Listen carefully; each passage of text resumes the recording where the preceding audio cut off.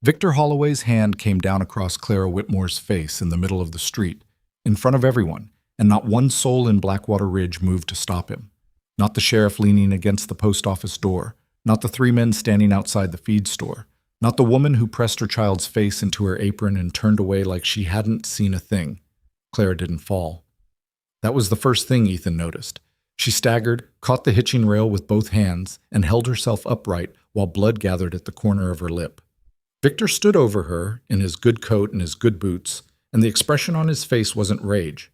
It was patience, the kind a man wears when he knows he's already won.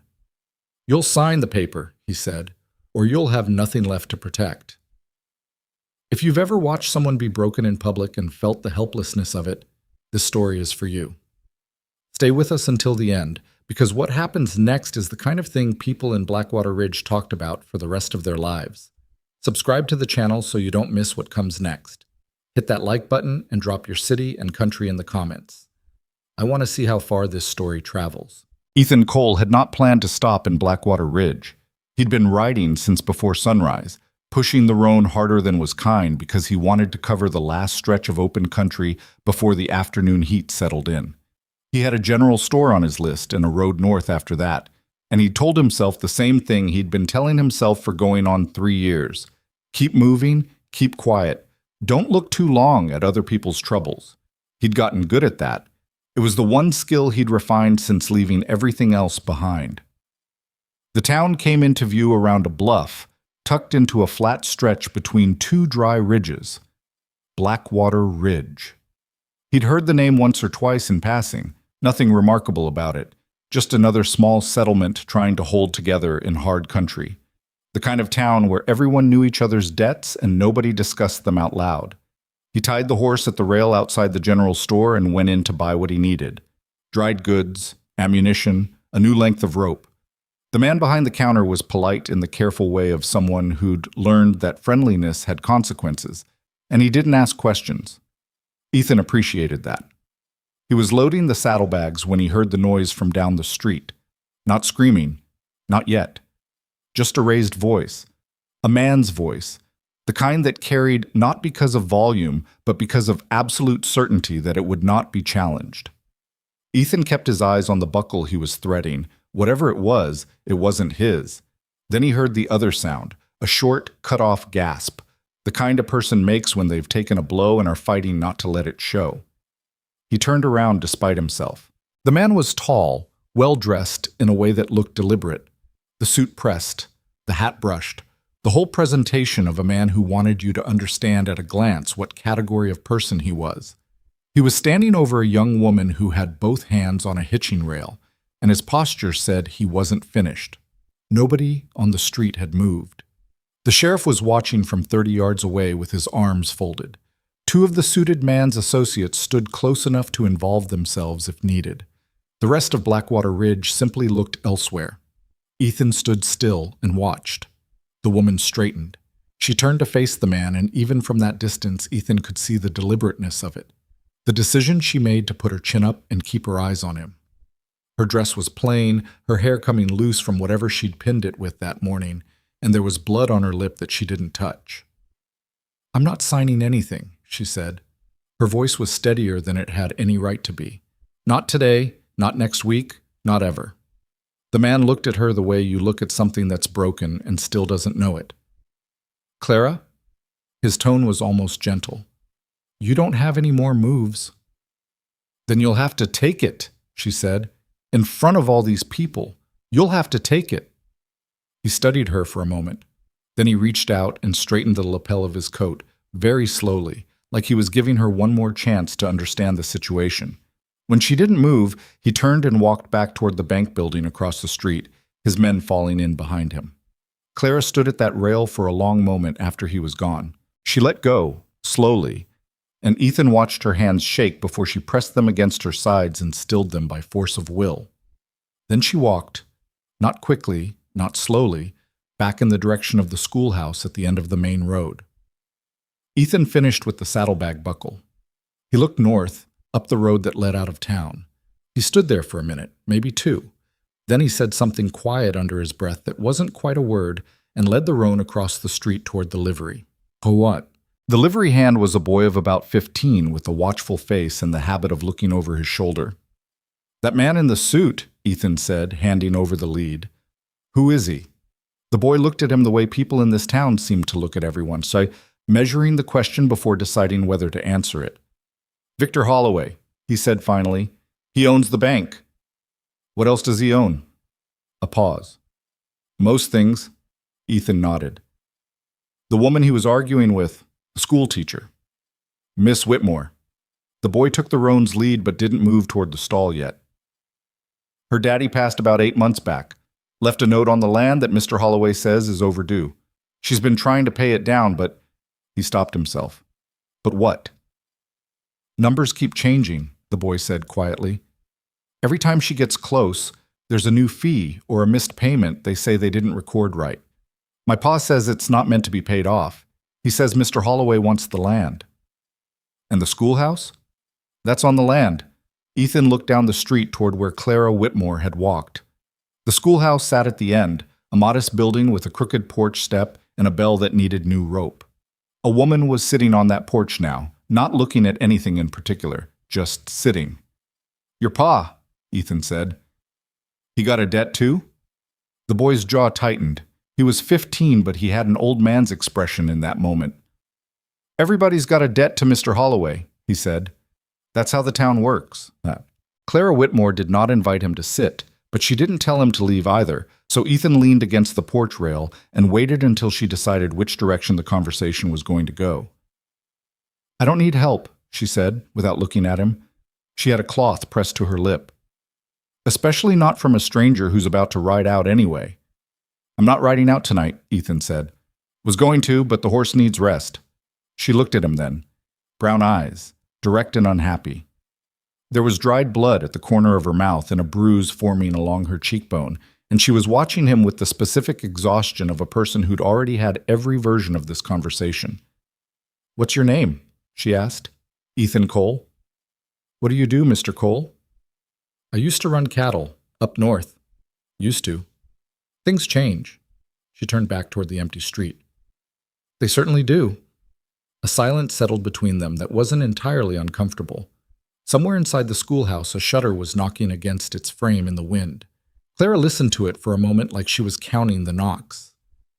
He came to my father 3 years ago, she said eventually, not looking at Ethan, not really talking to him either, just saying it out loud in the way you sometimes need to.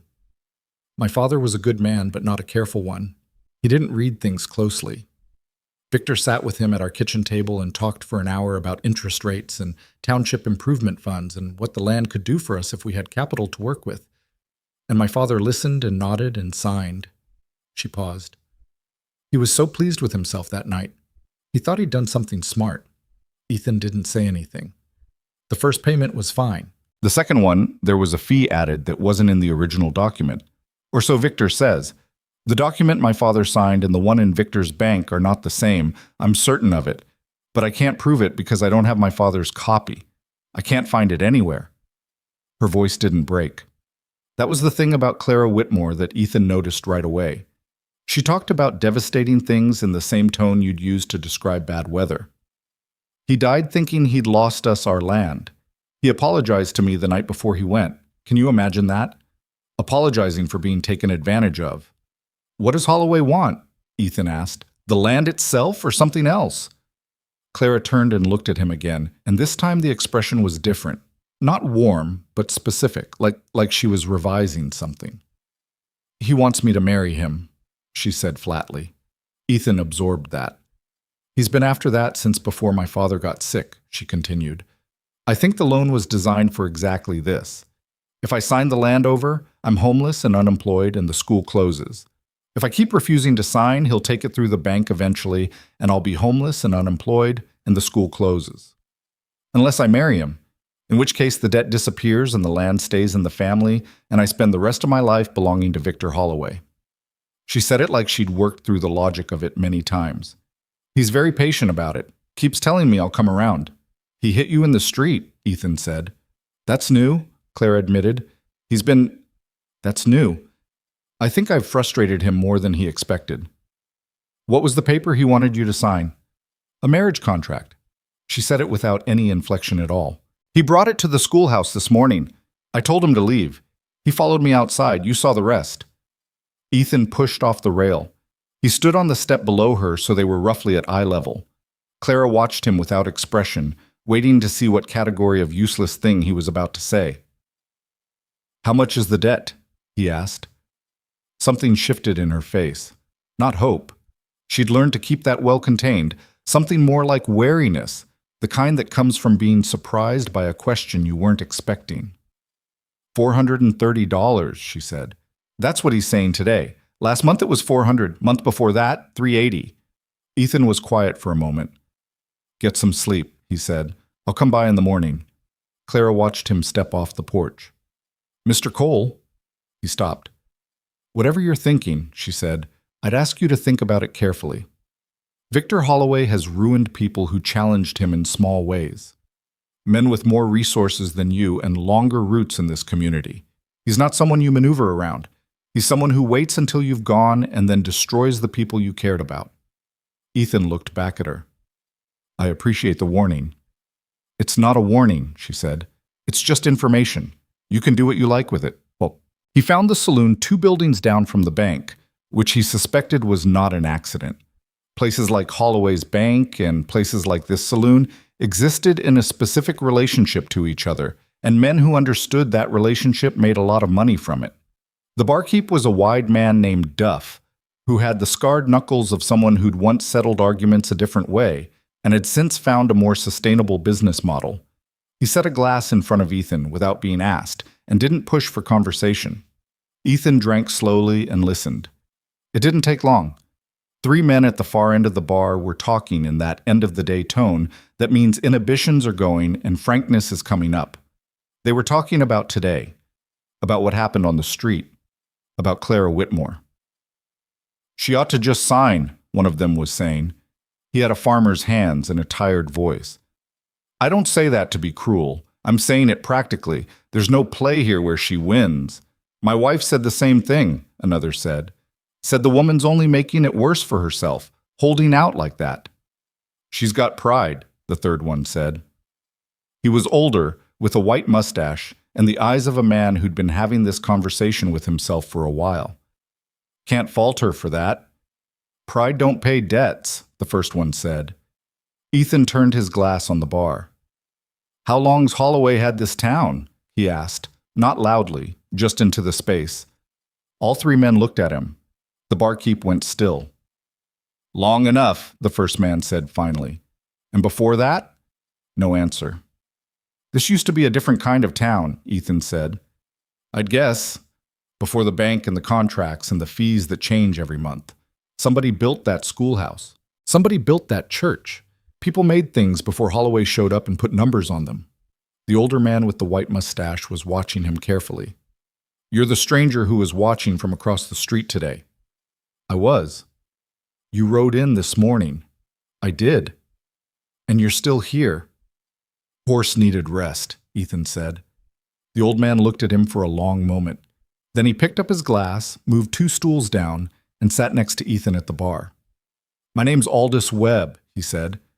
I've been in this town 31 years, longer than Victor Holloway by 23. Ethan shook his hand. He's not going to stop, Aldous said quietly.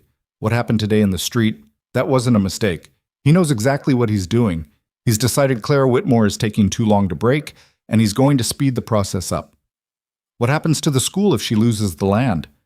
It closes. He converts the building, maybe a storage house, maybe nothing. He doesn't care about the building. He cares that she cares about it. Aldous turned his glass slowly. She's been teaching children in this town for 6 years. When her father got sick, she worked 2 jobs to keep the school open. She took in washing for the ranchers' households, paid the fuel for the stove herself so the kids wouldn't have to sit cold in winter. He paused. Victor knows all of that. He knows exactly what she'd sacrifice to keep it. Ethan sat with that for a moment. The sheriff, he said, is he bought or just scared?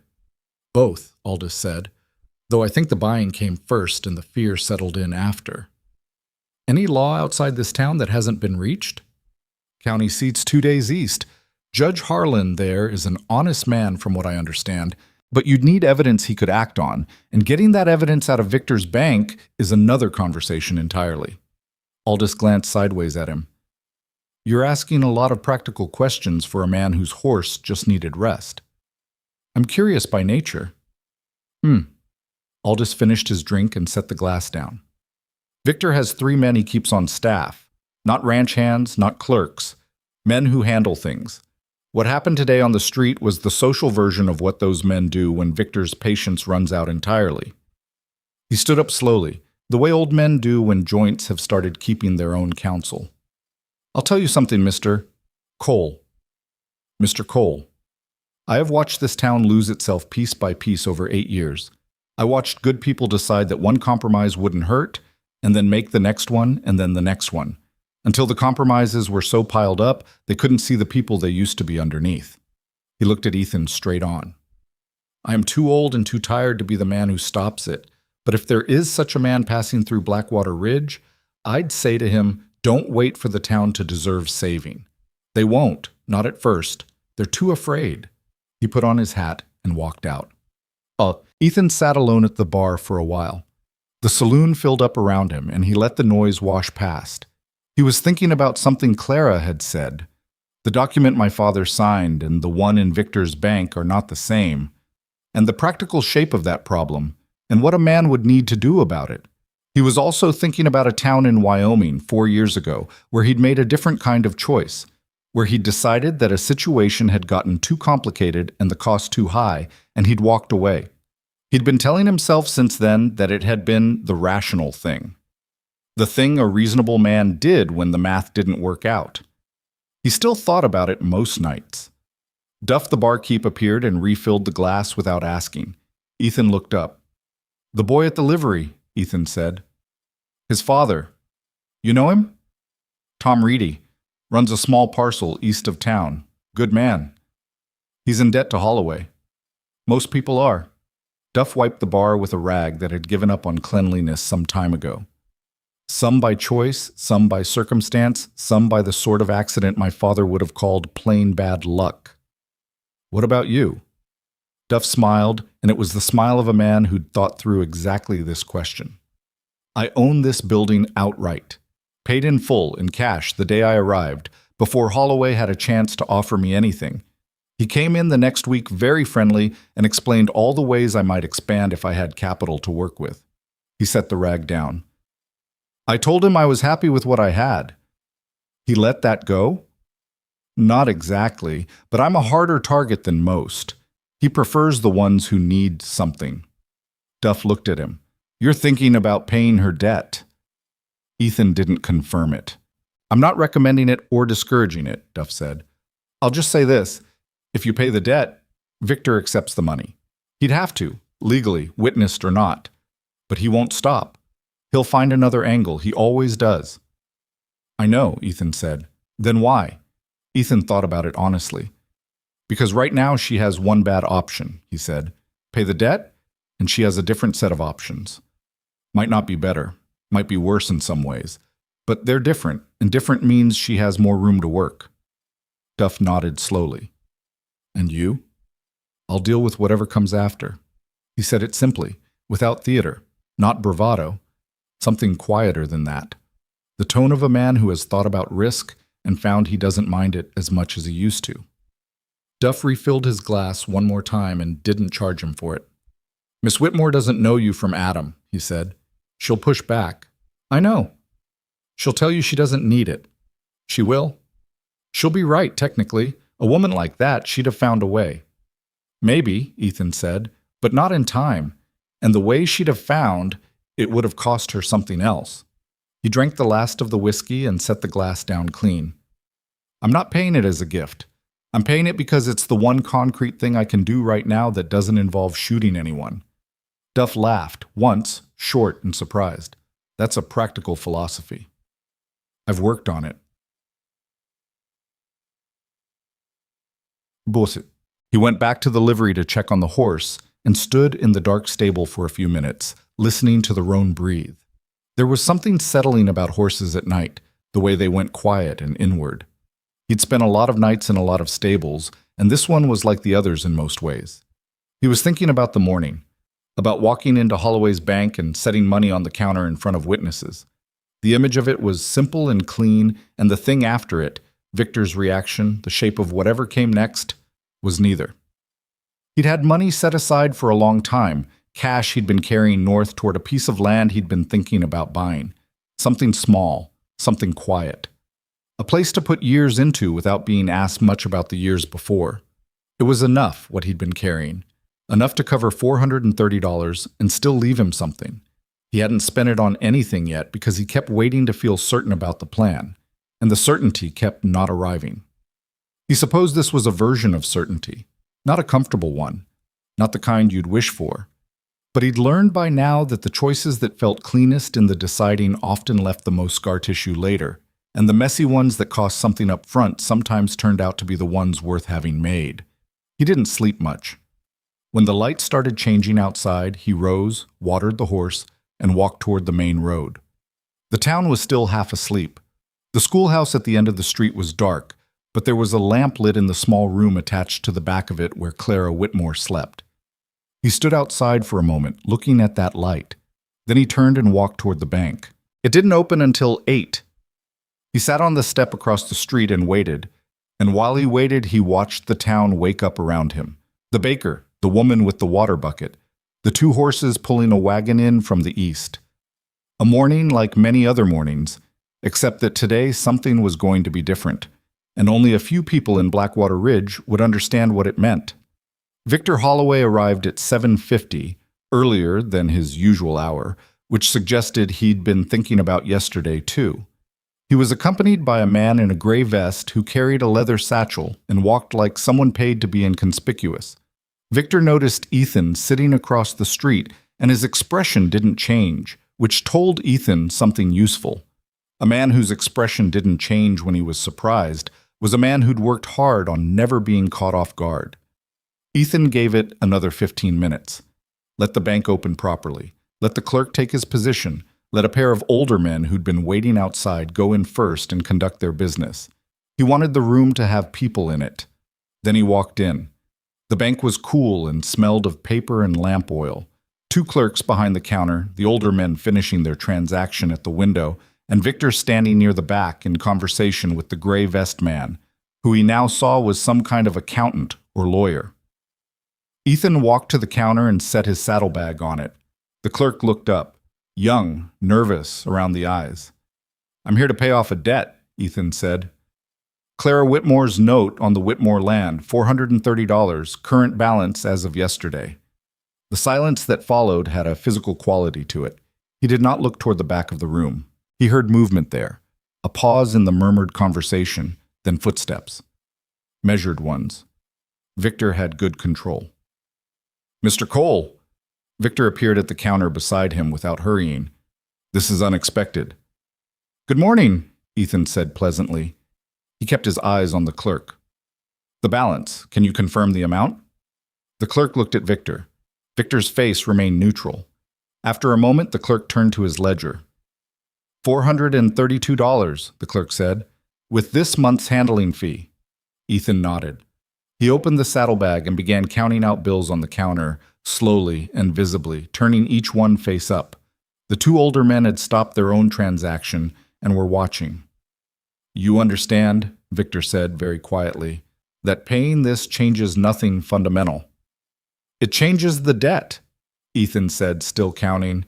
"That's what I'm here for." "She still has no income beyond the school salary, which is paid by the town, not by you," Ethan said. "I checked." A pause. "You've been busy this morning." "I'm an early riser." He set the last bills on the counter and looked at the clerk. $432. I'll need a receipt, signed, dated, witnessed. He glanced at the 2 older men. "These gentlemen can serve as witnesses if they're willing." Both men stepped forward without being asked twice. Victor stood beside him and said nothing for a long moment. Ethan could feel the quality of his stillness. It was not the stillness of a man accepting defeat, but of a man reassessing an opponent he'd underestimated. "You know her well, do you?" Victor said finally, conversationally. "Not particularly." "Then this is This is a debt payment, Ethan said. A legal transaction. I'm sure you've processed many of them. The clerk wrote out the receipt with hands that weren't entirely steady. He passed it across the counter. Victor looked at it, looked at Ethan, and then nodded once, very slightly.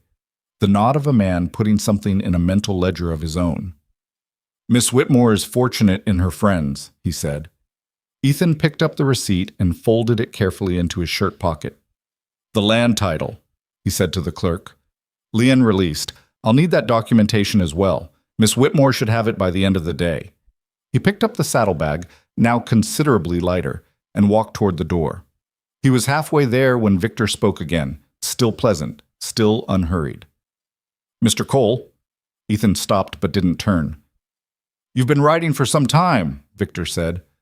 A man in your position, unattached, passing through, usually has a reason for keeping moving. I find that men like that have histories worth examining. Ethan turned then. He looked at Victor Holloway directly for the first time, not the glance from across the street, but a full, clear look. What he saw was exactly what he'd expected: intelligence, patience, and absolutely no doubt. A man who had spent years learning that most people were manageable if you understood what they feared. Examine what you like, Ethan said. I'll be here. He walked out into the morning sun and stood on the step for a moment, letting his eyes adjust. Down the street, the lamp in the back room of the schoolhouse had gone out. Clara was up. He started walking. Behind him, through the glass front of the bank, he could see Victor Holloway turn away from the door and begin speaking in low, rapid tones to the man in the gray vest. The receipt was folded in Ethan's pocket, and the morning was already getting warm, and Blackwater Ridge was going to be a different town by nightfall. He wasn't sure yet whether better or worse, but different. Different was what he'd come to offer. He walked toward the schoolhouse and didn't look back again. Clara was at the blackboard when he knocked. He could hear her through the thin wall, the scratch of chalk stopping, a pause, then footsteps that were neither quick nor slow. She opened the door and looked at him, and then looked at the folded paper he was holding out. She didn't take it immediately. She read his face first, the way people who'd been disappointed many times learn to do before they let themselves react to anything. What is that? She said. Not a question exactly. Lien release, Ethan said. Signed by the clerk this morning, witnessed by two men who've lived in this town longer than Victor Holloway has. He held it steady. The debt's paid. The land is yours. The silence that followed was the particular kind that happens when a person is trying to absorb something their body understood before their mind caught up. Clara's hand came up slowly and took the paper. She unfolded it, read it again. How much did you have? She asked. Enough? That's not an answer. It's the answer I've got. She looked up from the paper. There was no gratitude in her face yet. What was there was something more complicated, something that looked almost like anger. He'd half expected that. You had no right to do this without talking to me first, she said. I know. I didn't ask you, Oh, I know you didn't. Then why?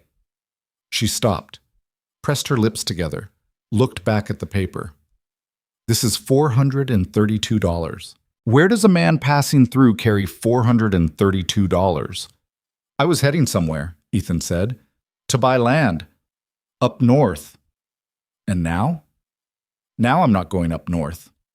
Clara stood in the doorway with the document in her hands and a bruise on her face that had gone darker overnight, and she looked at him with an expression he couldn't read cleanly. Not soft, not grateful. More like a woman who'd been handed something valuable and was trying to figure out whether it was going to cost her something worse. Victor's going to come after you, she said. Probably. He won't let this stand. He'll find another way at the land, or he'll find something to use against you, or he'll... She stopped again. He doesn't lose gracefully, Mr. Cole. I've watched him for 3 years. He doesn't walk away from things. Neither do I, Ethan said. Lately, a child appeared in the space behind Clara's hip. A small girl, maybe 7, with ink on her fingers and the serious expression of someone who'd been listening through the door for some time. Miss Whitmore, the girl said, are we doing the geography lesson? Clara looked down at her with an expression that shifted entirely.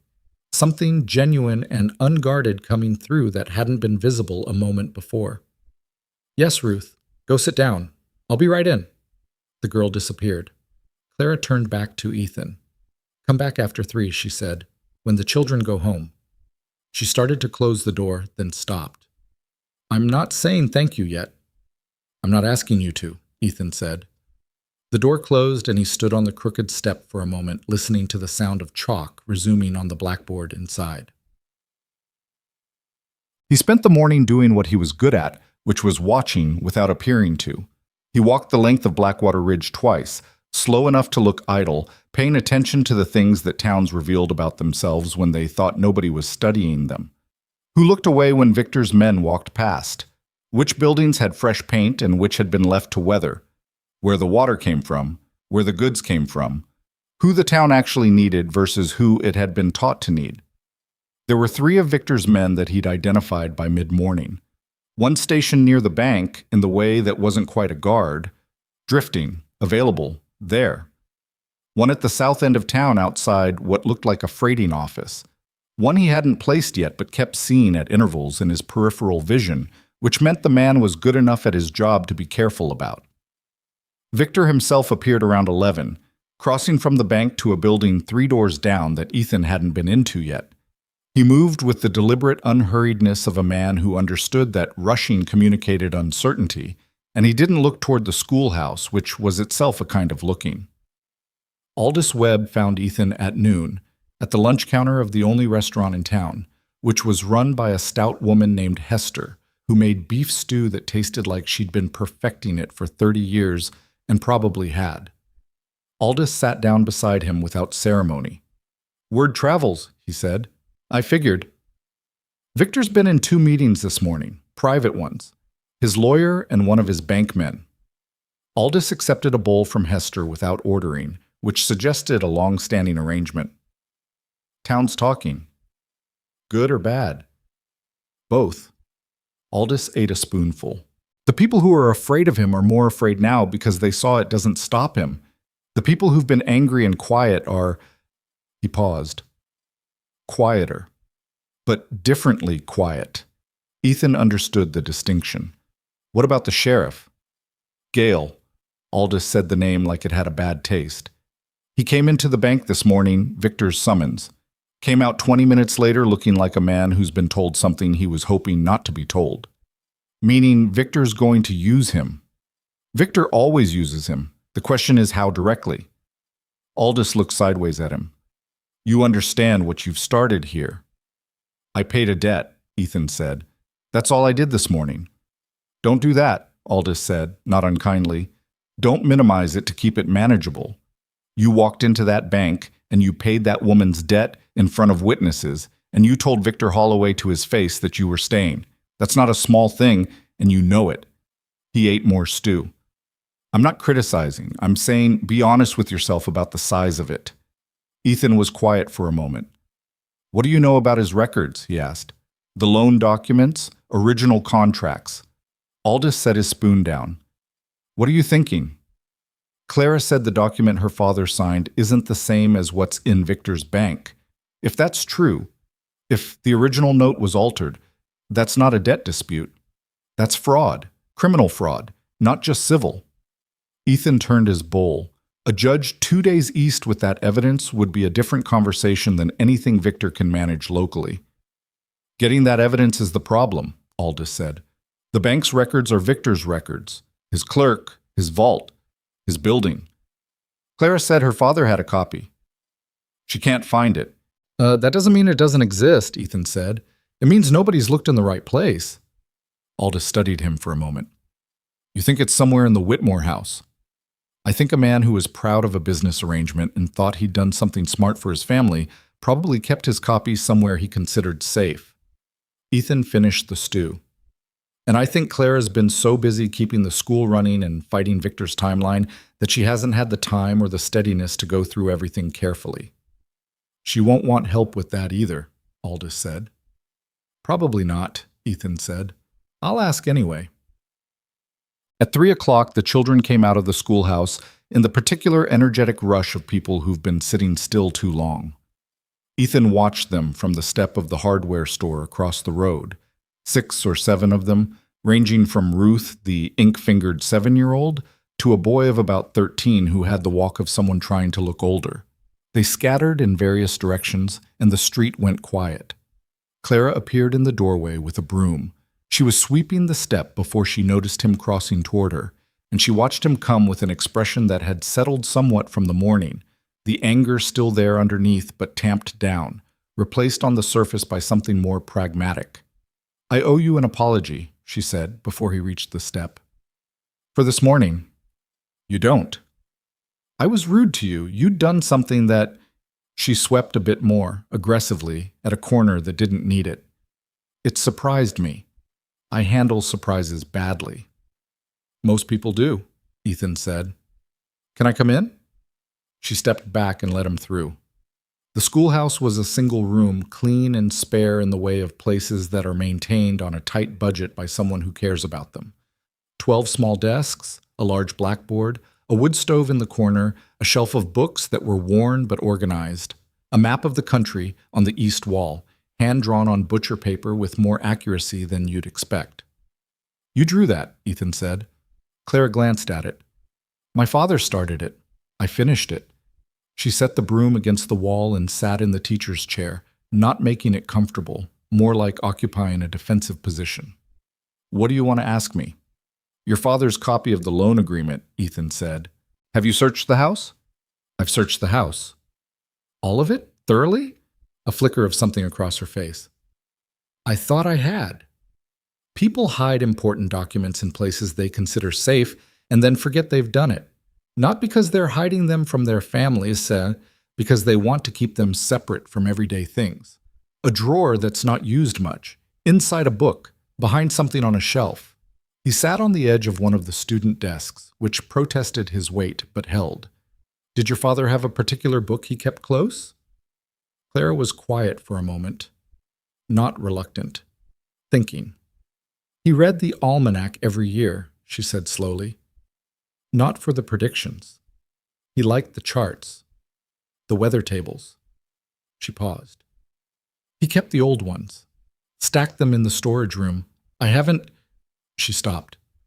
"When did you search the house?" Ethan asked. "About 2 weeks after he died. I was looking for any financial documents I could find. I found the bank statements, his ledger, the seed receipts." She was still thinking, going back through it. "I didn't go through the almanacs. I didn't think about them." "Is the storage room still as he left it?" "Mostly." She looked at him directly. "You think it's there?" "I don't know, but it's a place that hasn't been checked." She stood up. She didn't say anything else about it, didn't deliberate out loud, didn't explain her reasoning. She just put on her coat from the hook by the door and said, "The house is a 10-minute walk, Ussin." The Whitmore land sat east of town at the end of a dirt track that curved around a stand of cottonwoods. The house was modest and well-built, the kind that had been constructed by someone who knew what they were doing and took time with the corners. The porch needed paint. The kitchen garden had gone to weeds in the months since her father died. The way things did when the person who tended them was no longer there to tend them. Clara opened the front door and went directly to the back of the house without looking at much along the way. The practiced navigation of someone moving through a space that still held grief and had learned to move through it quickly. The storage room was off the kitchen. It held the things that accumulate in a working household: tools, preserving jars, spare lamp wicks, a broken chair waiting to be repaired. And along the back wall, a stack of almanacs going back perhaps 15 years, spines outward, organized by year. Clara stood looking at them. "What year was the loan?" Ethan asked. 18 months ago, spring," she calculated. He would have had that year's almanac. She found it third from the top. She took it down and opened it, and 2 things fell out from between the pages. A receipt from the feed store dated 2 years prior, and a folded document, heavier paper, official. She unfolded it with steady hands, read it. Her face did something Ethan couldn't entirely interpret. Not triumph, not relief, more like the exhausted recognition of having been right about something terrible for a long time. "It's different," she said quietly. "The interest rate in my father's copy is 6%. Victor's bank says it was 14. She turned the page. The repayment schedule here gives 5 years. Victor's been treating it as 2. She lowered the document. He changed it. He altered the contract after my father signed. Ethan took the document carefully by the edges and looked at it without touching the handwritten portions. The paper was genuine, the ink set and dry, the original fold marks exactly where they'd be on a document that had sat in a book for a year and a half. "We need this copied," he said, carefully, "and we need the copy kept somewhere other than here." "You think he'll try to take it?" "I think once he finds out it exists, he'll try to take it, and I think he's going to find out soon because someone in this town will mention that we came out here together." Ethan refolded the document along its original lines. "Who in Blackwater Ridge do you trust without any reservation?" Clara thought about it with genuine care. "Aldous Webb," she said, "and Hester at the restaurant, and Tom Reedy, the liveryman. He's been fighting his own debt situation for 2 years, and he's never once gone to Victor about it, even when it would have helped him to negotiate." "That's 3 people." "In a town of 200, that's more than it sounds like," Clara said. She was probably right. They walked back into town in the late afternoon, the document folded inside Clara's coat. Neither of them talked much. The cottonwoods were throwing long shadows across the track, and somewhere to the north a hawk was working a thermal, tipping sideways against the wind. "How did you end up out here?" Clara asked eventually. Not aggressively. The real question, simply put. "I was going somewhere else," Ethan said. "That's not what I mean." She glanced at him. "A man with that much cash riding north to buy land? What was the land for?" He thought about how to answer that honestly. "Quiet," he said. "Somewhere I could put years into without being asked about the years before." "What happened in the years before?" "Nothing I'm proud of," he said. "And one specific thing I'm less proud of than the rest." She didn't push. He appreciated that. "I was involved in something in Wyoming," he said after a moment, because she'd answered his questions honestly and he owed her the same. "A dispute between a ranching family and a land company. I knew what was happening. I could see what the land company was doing. And I made the calculation that it wasn't my fight, and the odds weren't good, and I had my own situation to manage." He paused. "I rode away. The family lost everything. The father didn't survive the following winter." Clara walked beside him without responding. "I've been riding since," he said. "Not running exactly, just not stopping. Until today." "Until today." Another silence. The hawk had found what it was looking for and dropped out of sight behind a ridge. "I'm not a project," Clara said. Her voice was careful but not unkind. "I want to be clear about that. I'm grateful for what you did this morning, and I understand why you did it, and I'm not going to pretend otherwise, but I'm not a way for you to fix something that happened in Wyoming." "I know," Ethan said. "Do you?" He thought about it. "Honestly, not entirely," he said. "But I know the difference between doing something for the right reason in the wrong way and doing it for the wrong reason in the right way. This morning felt like the latter more than the former." She looked at him sideways. "That's a complicated thing to admit." "You seem like someone who'd rather have complicated and true than simple and false." She almost smiled. Not quite. It was more like the outline of a smile, the suggestion of one that stopped just before arriving. "That has been mostly a disadvantage," she said. "They came back into town from the east and were almost to the main road when they saw the sheriff's horse tied outside the schoolhouse. Clara's stride didn't break, but something in her went tight. He could see it in how she carried her shoulders. "Sheriff Gale," Ethan said. "He won't have come on his own," she said. "He never does anything on his own." The sheriff was on the porch, leaning against the post with his hat pushed back and the expression of a man who wanted to appear casual and wasn't managing it. He was in his 50s, thick through the middle, with the network of broken blood vessels across his nose that told a particular story about how he spent his evenings. "Miss Whitmore," he said. "Mr. Cole." He acknowledged Ethan without surprise, which meant he'd known exactly where to find them. "Sheriff," Clara said. She stopped at the foot of her porch step and didn't invite him further in. "What can I do for you?" "Just to check in," Gale said, "making sure things are peaceful." He said it to the space between them, not quite committing the statement to either one of them. Things are peaceful, Clara said. Good, good. He pushed off the post. Mr. Cole, you've been in town since yesterday. I have. Planning to stay? For a while.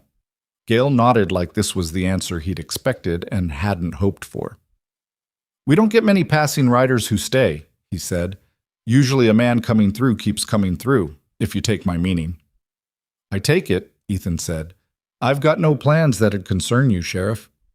Mr. Holloway's a community member I have a lot of respect for, Gale said, which was the most honest thing he'd said so far. A statement that came out almost involuntarily, like he needed to make sure it was on the record. He builds things in this town, employs people. I'm sure he does, Ethan said.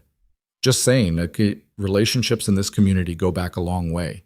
Loyalties, obligations, it's a complicated web. Most towns are. Gale looked at him for a moment, working out whether that was a challenge or a neutrality. He couldn't quite decide which was the intention. Stay out of trouble, the sheriff said finally, to both of them, in the way that meant something slightly more specific than the words. He climbed off the porch, mounted up, and rode back toward the center of town at an unhurried pace that had been carefully calibrated. Clara watched him go. He'll report every word of that conversation back tonight, she said. I know, Ethan said. I chose the words accordingly. She looked at him. What did you actually say that he could use? Nothing useful, Ethan said. That was the point. She was quiet a moment. You're more careful than you look. Most people are, if they've had occasion to learn. She took the document from inside her coat and looked at it once more, then looked at the schoolhouse behind her. The lamp needed lighting soon. The afternoon was giving way. She had work to do before dark, the kind that didn't stop because the day had been difficult. I'm going to write to Judge Harlan tonight, she said. A formal letter with a description of what we found. She looked at Ethan. Will you come with me to Aldous Webb's? I want a witness when I copy this. Yes. And Ethan. She said his name for the first time, directly and without any particular warmth, but also without the careful formality of before. I'm not going to tell you to leave. I think you understand this situation, and I think you might actually be useful. She paused. But I need you to understand something. This is my land and my school and my fight. You're here because you're useful, and because you made a decision this morning that I can respect even if I didn't ask for it. I know, he said. I'm not trying to take anything from you, not the fight and not the credit for it. She studied him a moment longer, the way she'd studied him on the porch the night before, checking something she couldn't quite name. All right, she said, and went inside to light the lamp. Aldous Webb's house was the kind that looked small from the outside and turned out to be larger within, filled with the accumulation of a man who'd spent 31 years picking up things that interested him. Books, mostly, but also maps, tools, a collection of survey documents from the early settling of the county that Ethan suspected had some relevance to what they were building toward, though he didn't say so yet. Aldous looked at the document for a long time. He was careful with it in the way of someone who'd handled important papers before and understood their fragility. The handwriting on the altered sections, he said, is consistent but not identical to the rest of the document. He had a magnifying glass, which surprised Ethan. Here, look at the way the F is formed in 14 versus the F in farm lower on the page. Slightly different angle, slightly heavier stroke. Clara leaned in. You can see that? I spent 12 years as a land assessor before I came here, Aldous said. You develop an eye for when documents have been interfered with. He set the glass down. This is real. This will hold up. Ethan felt something settle in him, a tension he hadn't quite named releasing. Can you make a copy? He asked. Tonight, Aldous said. I'll do it myself, in the same hand I used for county records, and I'll add a dated notation attesting to the condition and provenance of the original, when it was found, where, in whose presence. He looked between them. That notation and my signature, given my history as an assessor, carries legal weight. Victor's lawyers will know that. Clara sat across from Aldous and watched him work, and Ethan sat near the door with the particular alertness of a man who was conscious of windows and entrances without appearing to be. We need to get this to Judge Harlan, Clara said, before Victor knows we have it. 2 days east, Aldous said. If a rider leaves at first light and pushes through. Who? Clara asked. All three of them were quiet for a moment. Tom Reedy's boy, Ethan said. The livery hand. He's old enough and he knows the road. He's 15, Clara said. He's smart and he's angry, Ethan said. Those are better qualifications for this than age. He looked at Aldous. If the father agrees. I'll go to Tom tonight, Aldous said, without looking up from the copy he was beginning. He's been waiting for a reason to do something that isn't just surviving. Clara looked at Ethan across the room. And what do we do while we wait for the judge? Ethan thought about the three men he'd identified that morning, about Victor's meeting with his lawyer, about the sheriff's very deliberate visit to the schoolhouse. We make it harder for Victor to move quietly, he said. We make sure that anything he does, he has to do in front of people. He's been running this town on the assumption that embarrassment doesn't cost him anything, because nobody has the power to make it cost him. He paused. We changed that assumption. How? By being visible, Ethan said. By talking to people. Not organizing, not yet. Not until the letter reaches the judge, just being present. Reminding people that someone else is paying attention. Clara was quiet for a moment. That puts you in his way directly. That's where I need to be. He'll come after you. He was already going to come after me, Ethan said. I'd rather have it happen where I can see it coming. Aldous wrote steadily, the scratch of his pen the only sound in the room. Outside, the night had settled fully over Blackwater Ridge, and the lamps on the main street made their small, bright arguments against the dark. Clara stood and went to the window and looked out at the town that had lived too long inside someone else's idea of what it was worth. I taught a girl last year, she said, not to anyone in particular, who told me her father said she shouldn't bother learning to read because women in this county only needed to know how to manage a household. She was 9 years old, and she'd already decided she believed him. Clara's voice was even. She's in my class now, and she reads better than her father, not because I told her she could, because I showed her that the thing she'd been told wasn't worth the breath it took to say it. She turned from the window. That's what I'm trying to protect, she said. Not the land, not even the building. That. She looked at Ethan. So if you stay, understand what you're staying for. Ethan met her eyes across Aldous' lamplight and the careful rows of copied text. I understand, he said.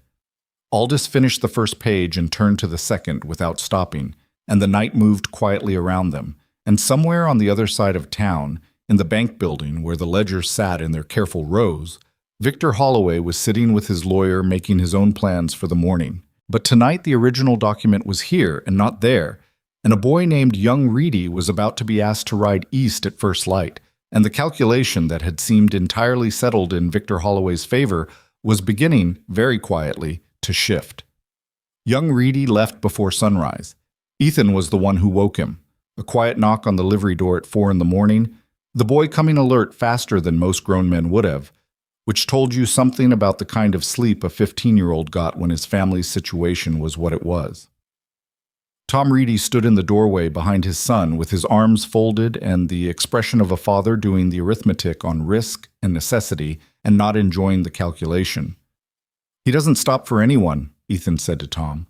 Anyone asks his business. He's delivering feed invoices to the county seat. He doesn't show what he's carrying, and he doesn't explain himself. I know how to ride, the boy said. His name was Will, and he had his father's jaw and his mother's eyes, and right now both were set with a seriousness that was older than 15. I know you do, Ethan said. This isn't about the riding. Tom looked at Ethan for a long moment. The kind of look a man gives when he's deciding whether to trust someone who hasn't fully earned it yet, but has done more than most. If Holloway finds out, Tom said. He won't find out from us, Ethan said, and by the time he figures it out from somewhere else, the letter will already be in the judge's hands. Tom nodded once. He put his hand briefly on his son's shoulder. Just a touch, nothing said, and Will took the sealed document and the copy both, wrapped in oilcloth, tucked into a saddlebag that looked like it held nothing but spare tack. He rode out into the dark without looking back, and Ethan stood in the livery doorway and watched until the sound of hooves faded and there was nothing left but the dry smell of hay and horse and the beginning of a morning that was going to be complicated. Victor made his first move at 9 o'clock. Not personally. Victor rarely did anything personally that he could do through someone else. It was one of the disciplines that had kept him functional for as long as he'd been operating. He sent his lawyer, a man named Casper, who wore his suits too tight and had the quality of someone who'd learned to mistake precision for intelligence. Casper appeared at the schoolhouse with a document that he described as a property reassessment notice, which was a thing that did not officially exist in this county's legal structure, but was worded convincingly enough that someone who didn't know better might not realize that. Clara knew better. Ethan was across the street at the hardware store when it happened, talking to the owner, a quiet man named Birch, who'd had his own difficulties with Holloway's bank, and who had, over the past 12 hours, become somewhat more willing to talk about them than he'd been before. From where Ethan stood, he could see the exchange on the schoolhouse porch without being close enough to hear it. He watched Clara take the document, read it, fold it, and hand it back to Casper with a response that lasted about 15 seconds and involved no raised voice whatsoever. He watched Casper's posture change.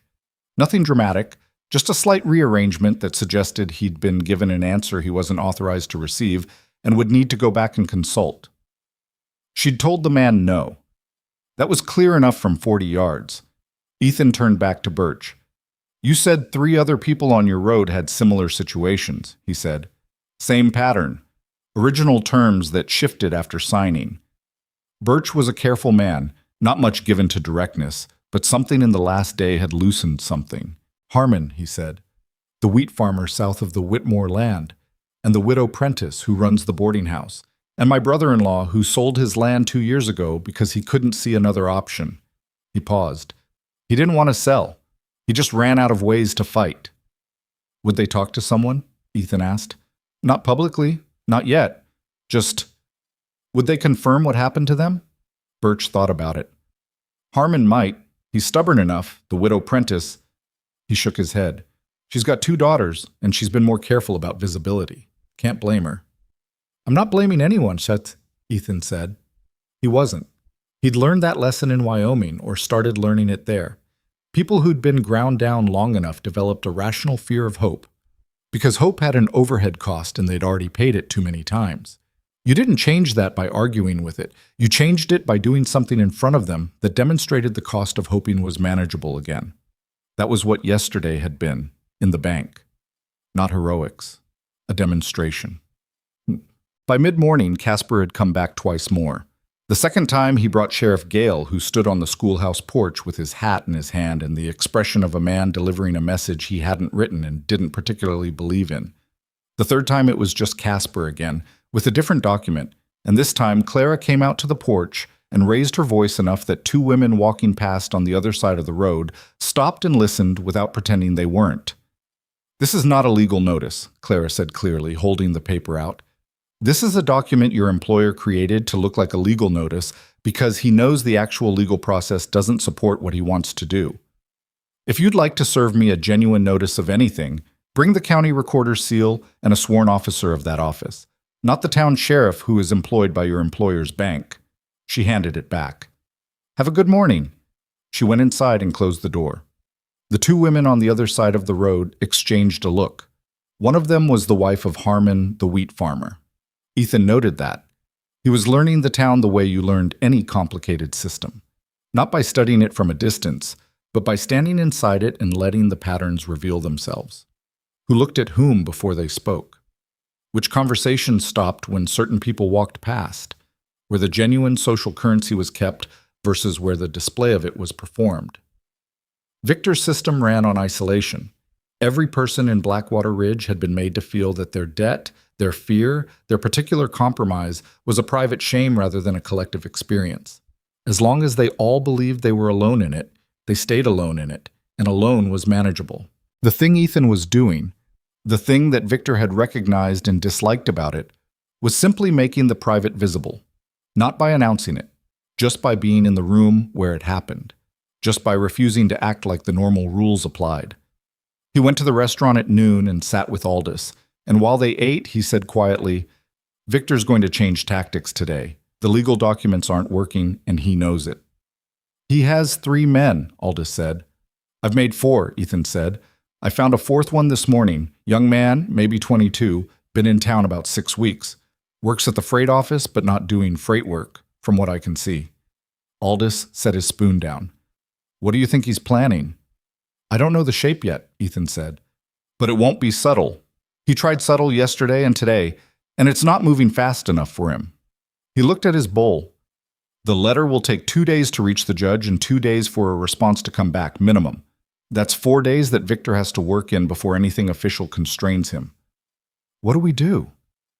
Tonight I want you somewhere safe, Ethan said.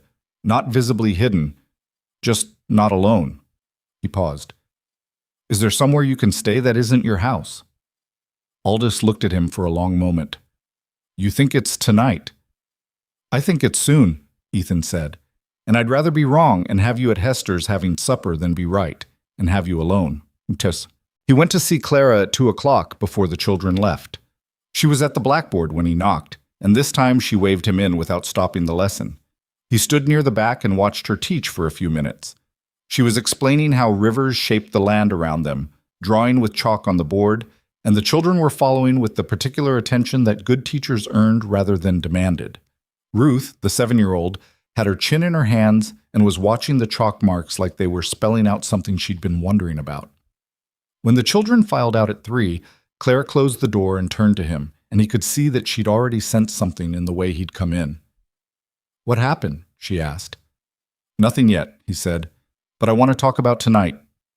He told her what he'd told Aldous. She listened the way she always listened, without interrupting, without her expression giving away the processing happening behind it. When he finished, she went to the window and looked out at the street. He wouldn't burn the school, she said. It wasn't certainty. It was more like she was testing the idea against what she knew.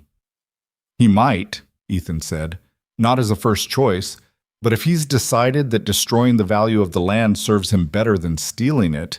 The school isn't on the land anymore, Clara said. The land is clear. He has no legal claim to the building. I know, but a man who's decided to stop being patient doesn't always make decisions based on what he has a legal claim to. She was quiet. Outside, the afternoon was getting that particular flat quality it got before the temperature dropped, the light going yellower and the shadows stretching longer than they should. Where do you want me to be tonight? She asked. He'd expected her to argue. The fact that she didn't, the fact that she asked the practical question immediately, told him something about where her head was. She was frightened, and she was managing it the same way she managed everything, by staying in forward motion. Hester's, he said. She has the rooms above the restaurant. You and Aldous both. And you? I'll be where I can see the school and the main road both. Clara looked at him. That's not a plan that keeps you safe. It's a plan that lets me see what's coming, Ethan said, which is more useful than safe right now. She held his gaze for a moment. I'm going to pack some things, she said, from the house. I'll be at Hester's before dark. She started toward the door, then stopped. The original document. It went with Will. The copy is with Aldous, Ethan said. I have the notation he wrote in my boot. She almost laughed. It came out as a short exhale, surprised out of her. In your boot. It's a good hiding place. It's an absurd hiding place, she said, but there was something in her face that hadn't been there before. Not quite warmth, but adjacent to it. The specific expression of someone who has been dealing with a crisis alone for a long time and has just noticed, for a moment, that they aren't alone anymore. She left, and he stood in the empty schoolhouse for a moment in the quiet that schoolhouses have after children leave. Chalk dust and wood smoke and the particular stillness of a place built for purpose. Then he went to find a position where he could watch. The night came in faster than expected, clouds building from the northwest in the late afternoon and pulling the dark in behind them. By 7, the main street of Blackwater Ridge was lit only by the saloon, the restaurant, and 3 scattered house lamps, and the spaces between them were the particular black of a town without street lighting and without a moon. Ethan had chosen the roof of the hardware store. Birch had let him up without asking many questions, which was its own kind of answer about where the man had landed. From up there he could see the schoolhouse to the east, the bank to the west, and the long middle stretch of main road between them. He had a blanket against the cold and his rifle, and the patience that he'd been cultivating for 3 years of not stopping anywhere long enough to need it. He'd been up there for 2 hours when he heard it. Not the fire first, the horses.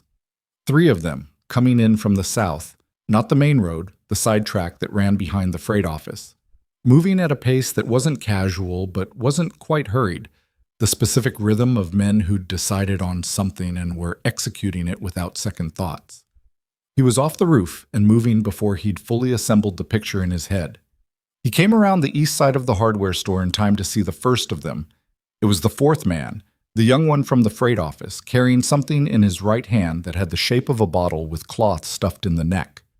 He was heading for the schoolhouse, not hurrying, not looking around the way an amateur would, just walking like he was supposed to be there. The second man had already gone past, toward the north end of the street where Aldous Webb's house sat. The third Ethan couldn't see yet. He made the calculation in the half-second he had. The school was the thing Victor understood she would sacrifice anything for, but Aldis's house held the copy of the document and Aldis himself, and Aldis was the only person in Blackwater Ridge with the legal credentials to authenticate what they'd found. He went north. He came around the corner of the dry goods store, and the second man was already at Aldis's porch, the bottle in his hand and a match in the other. He didn't hear Ethan coming until Ethan was close enough to matter. He turned, got one arm up, and Ethan hit him in a way that used the arm's own angle against him, the bottle dropping and the man going down hard against the porch rail. The rail broke. The man went through it and onto the ground beside the porch. The match had stayed lit. Ethan stamped it out, retrieved the bottle, and then there was a sound from the direction of the schoolhouse.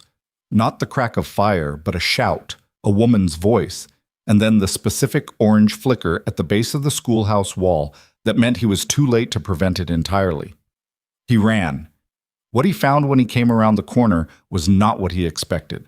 Clara Whitmore was standing in the dirt between the first man and the schoolhouse door, and in her hands was the man's own dropped bottle, which she had apparently wrested from him in some fashion that had left a scrape on her forearm and a dislocated quality to his right shoulder that he was expressing through clenched teeth. A small fire was burning at the base of the east wall, a streak of it, maybe 2 feet wide, not yet climbing, and Clara was looking at it with the expression of a woman making a rapid decision. "Water," she said to Ethan without turning around. "Trough is 12 steps behind you." He was already moving. He found the trough by feel more than sight, grabbed the bucket hanging beside it, filled it in 4 seconds, and came back to the wall. The fire was out in 2 pours. Clara had used a feed sack on the lower edge in the meantime, beating at it with a systematic thoroughness that left her coughing in the smoke but had kept it from climbing. They stood in the dark looking at the blackened streak on the wall. "He went that way," Clara said, pointing north past the schoolhouse. "When I came out." "I have his friend," Ethan said. She turned and looked at the man he was holding by the arm. The shoulder injury had made him cooperative. He was young, 25 at most, and scared in the specific way of someone who'd been hired to do something that seemed manageable and had discovered it wasn't. "Who sent you?" Ethan said.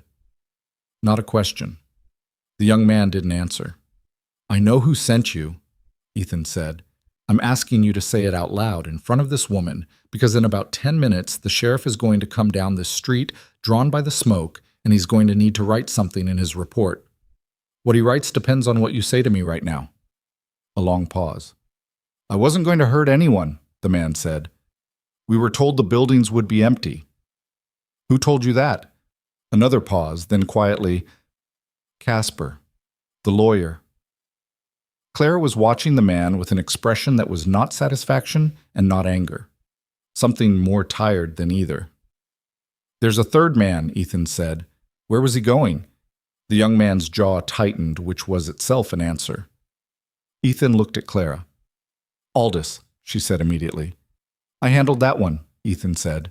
"He's on the ground next to Aldis's porch rail." Clara closed her eyes for 1 second. Just one. Then they were open again. "We need to get to Aldis and make sure he's all right," she said. "And we need this man and his friend somewhere that isn't the street when the sheriff arrives." She was already thinking through the steps, her voice doing the same thing it did when she was explaining something to her students. Not slow, not condescending, just organized. Hester has a storage room in the back. Birch can help move them. Can you get Aldous here in 10 minutes? Less, Ethan said. She took hold of the young man's good arm with a grip that surprised him. Come with me, she said. You're going to tell me everything Casper said to you, and you're going to tell me when Victor found out about the loan document, and you're going to do both of those things before the sheriff gets here. After that, I'll ask Hester to look at your shoulder. The young man blinked. He'd expected, Ethan thought, either rage or fear from her. The practical management of the situation was something he wasn't equipped for. He went with her. Aldous was shaken, but unhurt. He'd heard the noise outside and had the considerable good sense to go out the back rather than the front, and he'd been standing in his kitchen garden in the dark when Ethan arrived. The man who'd been assigned to his porch was still on the ground beside the broken rail, beginning to show interest in sitting up, which Ethan discouraged with a brief conversation. He brought Aldous back to the restaurant.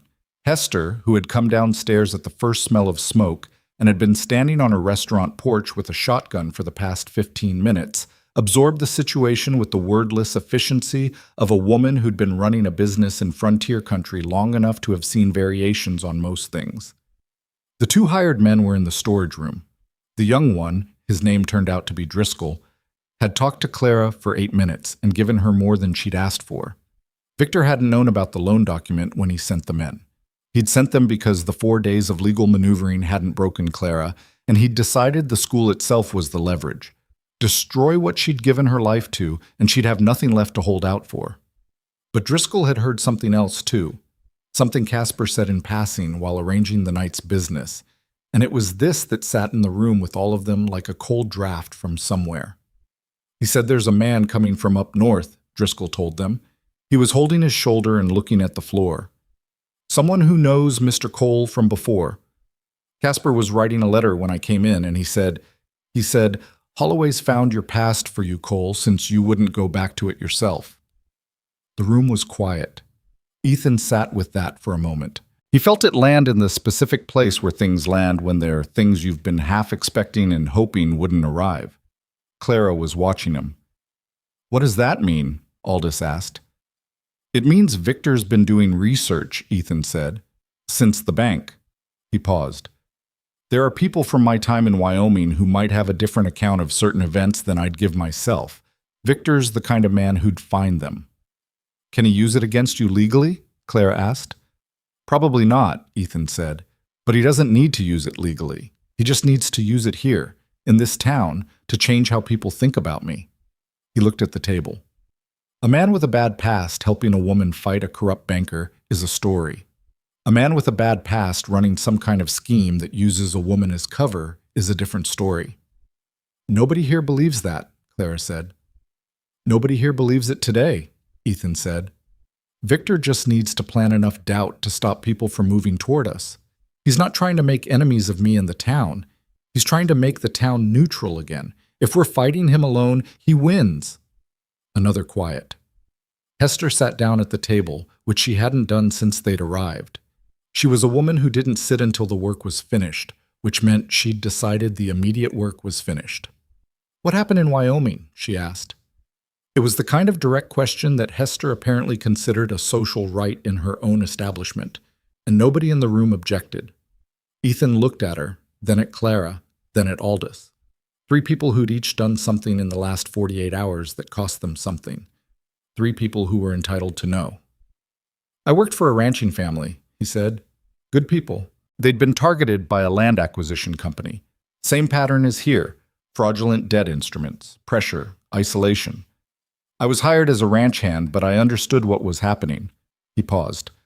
The family had a son, 20 years old, who was ready to fight back. He came to me and asked what I thought they should do.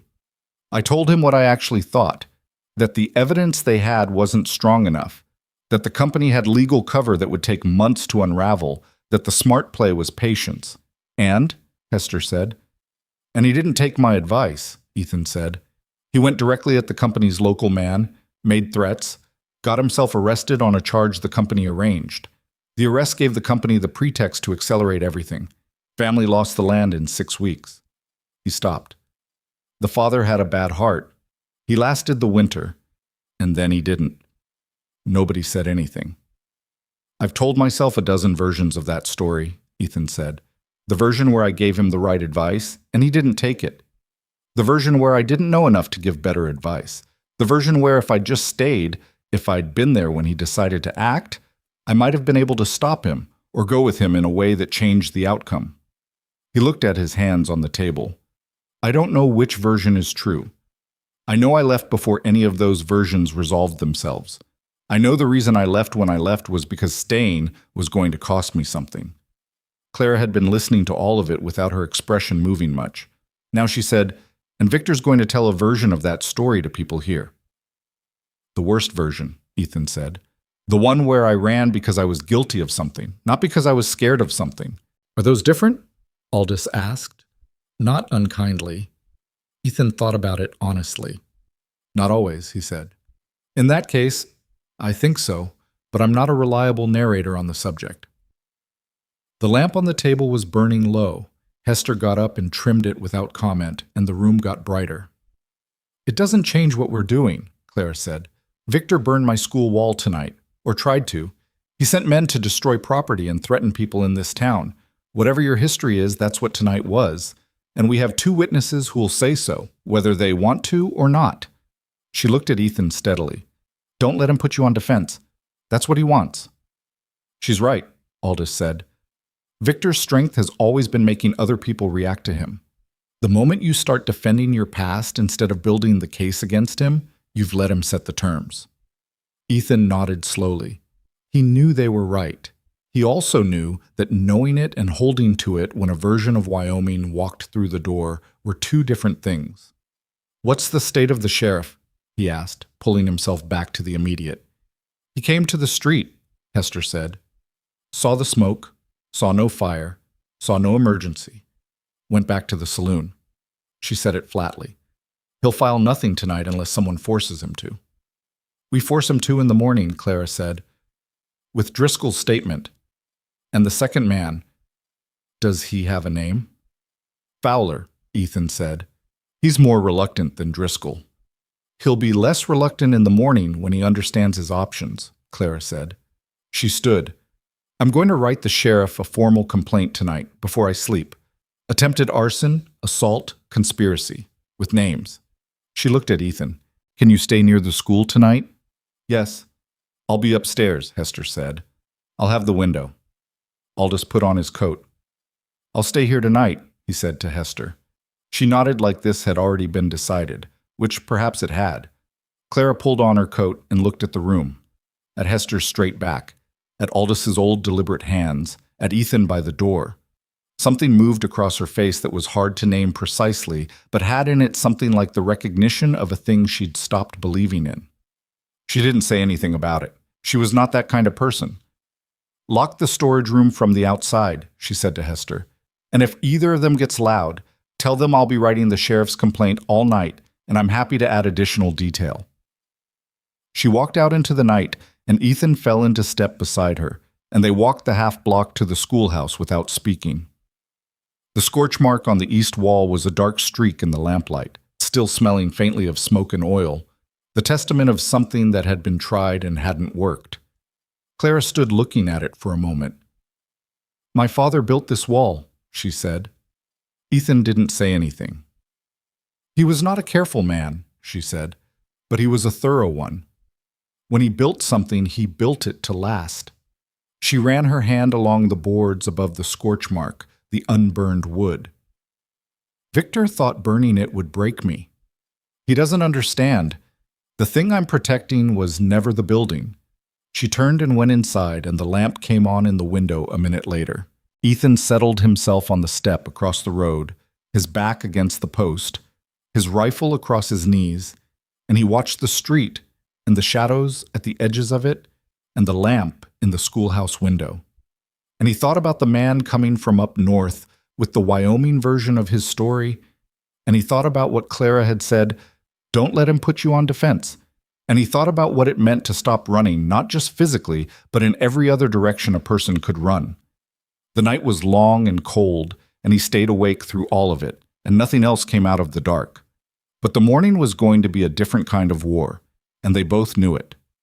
The complaint Clara filed with Sheriff Gale at 7 in the morning was 4 pages long, handwritten in the steady cursive she used for official school correspondence, and it named Victor Holloway, Casper his lawyer, and the 2 men currently in Hester's storage room by their full names across 6 separate allegations including attempted arson, criminal conspiracy, and assault. Gale read it at his desk with the expression of a man swallowing something that didn't agree with him. Clara sat across from him with her hands folded and waited. Ethan stood near the door, not quite leaning against it, which was a posture Gale understood and didn't like. "These are serious allegations," Gale said finally. "They are," Clara said. "You have witnesses. I have 2 of the men who were there, who will confirm the events, and I have Mr. Cole. And I have Hester Malone, who observed from her window." She paused. "I also have the scorch mark on the east wall of my schoolhouse, which the county fire assessor could examine if you'd prefer external verification." Gale set the papers down and looked at her with the specific tiredness of someone who had arranged his life around not having to make hard choices and was now being told the arrangement had expired. "Miss Whitmore," he said, "you understand the position this puts me in." "I understand the position you've put yourself in over the past several years," Clara said. "I'm giving you an opportunity to make a different choice. This complaint goes into your official record today. What you do with it determines what comes after." A long silence. "I'll need to speak with Mr. Holloway," Gale said. "You'll need to take statements from Driscoll and Fowler first," Clara said, "before Mr. Holloway has an opportunity to speak with them. That's the legal sequence, Sheriff, and you know it." Gale's jaw worked. He looked at Ethan, who gave him nothing useful in return. "Fine," Gale said. He said it the way a man says a word when the word costs him something. Victor appeared on the main street at 9 o'clock with Casper at his side and 2 of his remaining men behind him, and the first thing he did was not go to the sheriff's office or the bank or anywhere that had been part of the previous day's strategy. He walked directly to the restaurant and went inside, and when Ethan, watching from the hardware store doorway, saw that, he felt the calculation shift in a way he didn't fully like yet. Hester could take care of herself. He knew that. But Victor going to Hester's meant Victor knew or suspected where Driscoll and Fowler were, and it meant he was trying to get ahead of their statements. Ethan was across the street and through the restaurant door in under a minute. Victor was at the counter. Hester was behind it. She had not offered him anything and was not going to, from the look of it. Casper stood to one side with his satchel, which had become Ethan's least favorite object in Blackwater Ridge. The 2 men behind Victor had positioned themselves near the door, which was poor planning on their part because it meant Ethan was now between them and their employer. "Mr. Holloway," Ethan said pleasantly. Victor turned. Whatever he'd expected the morning to look like, this specific configuration was not quite it, and the adjustment showed for exactly 1 second before his expression smoothed back. "Mr. Cole," he said, "I was hoping to find you this morning. Here I am." Victor looked at him with the patient attention he gave everything. "I had a troubling report about some activity on the main street last night, some kind of fire." "Attempted fire," Ethan said. "Attempted arson. 2 men are currently in the process of giving statements to Sheriff Gale about who arranged it." Something moved through Victor's face that wasn't fear, but was adjacent to it. Controlled, managed, but present. "That's a serious accusation," he said. "It's a serious crime," Ethan said. Victor looked at him for a moment, then around the restaurant, then back. He was reassessing again. Ethan could see the process in the slight delay, the controlled pace of his breathing.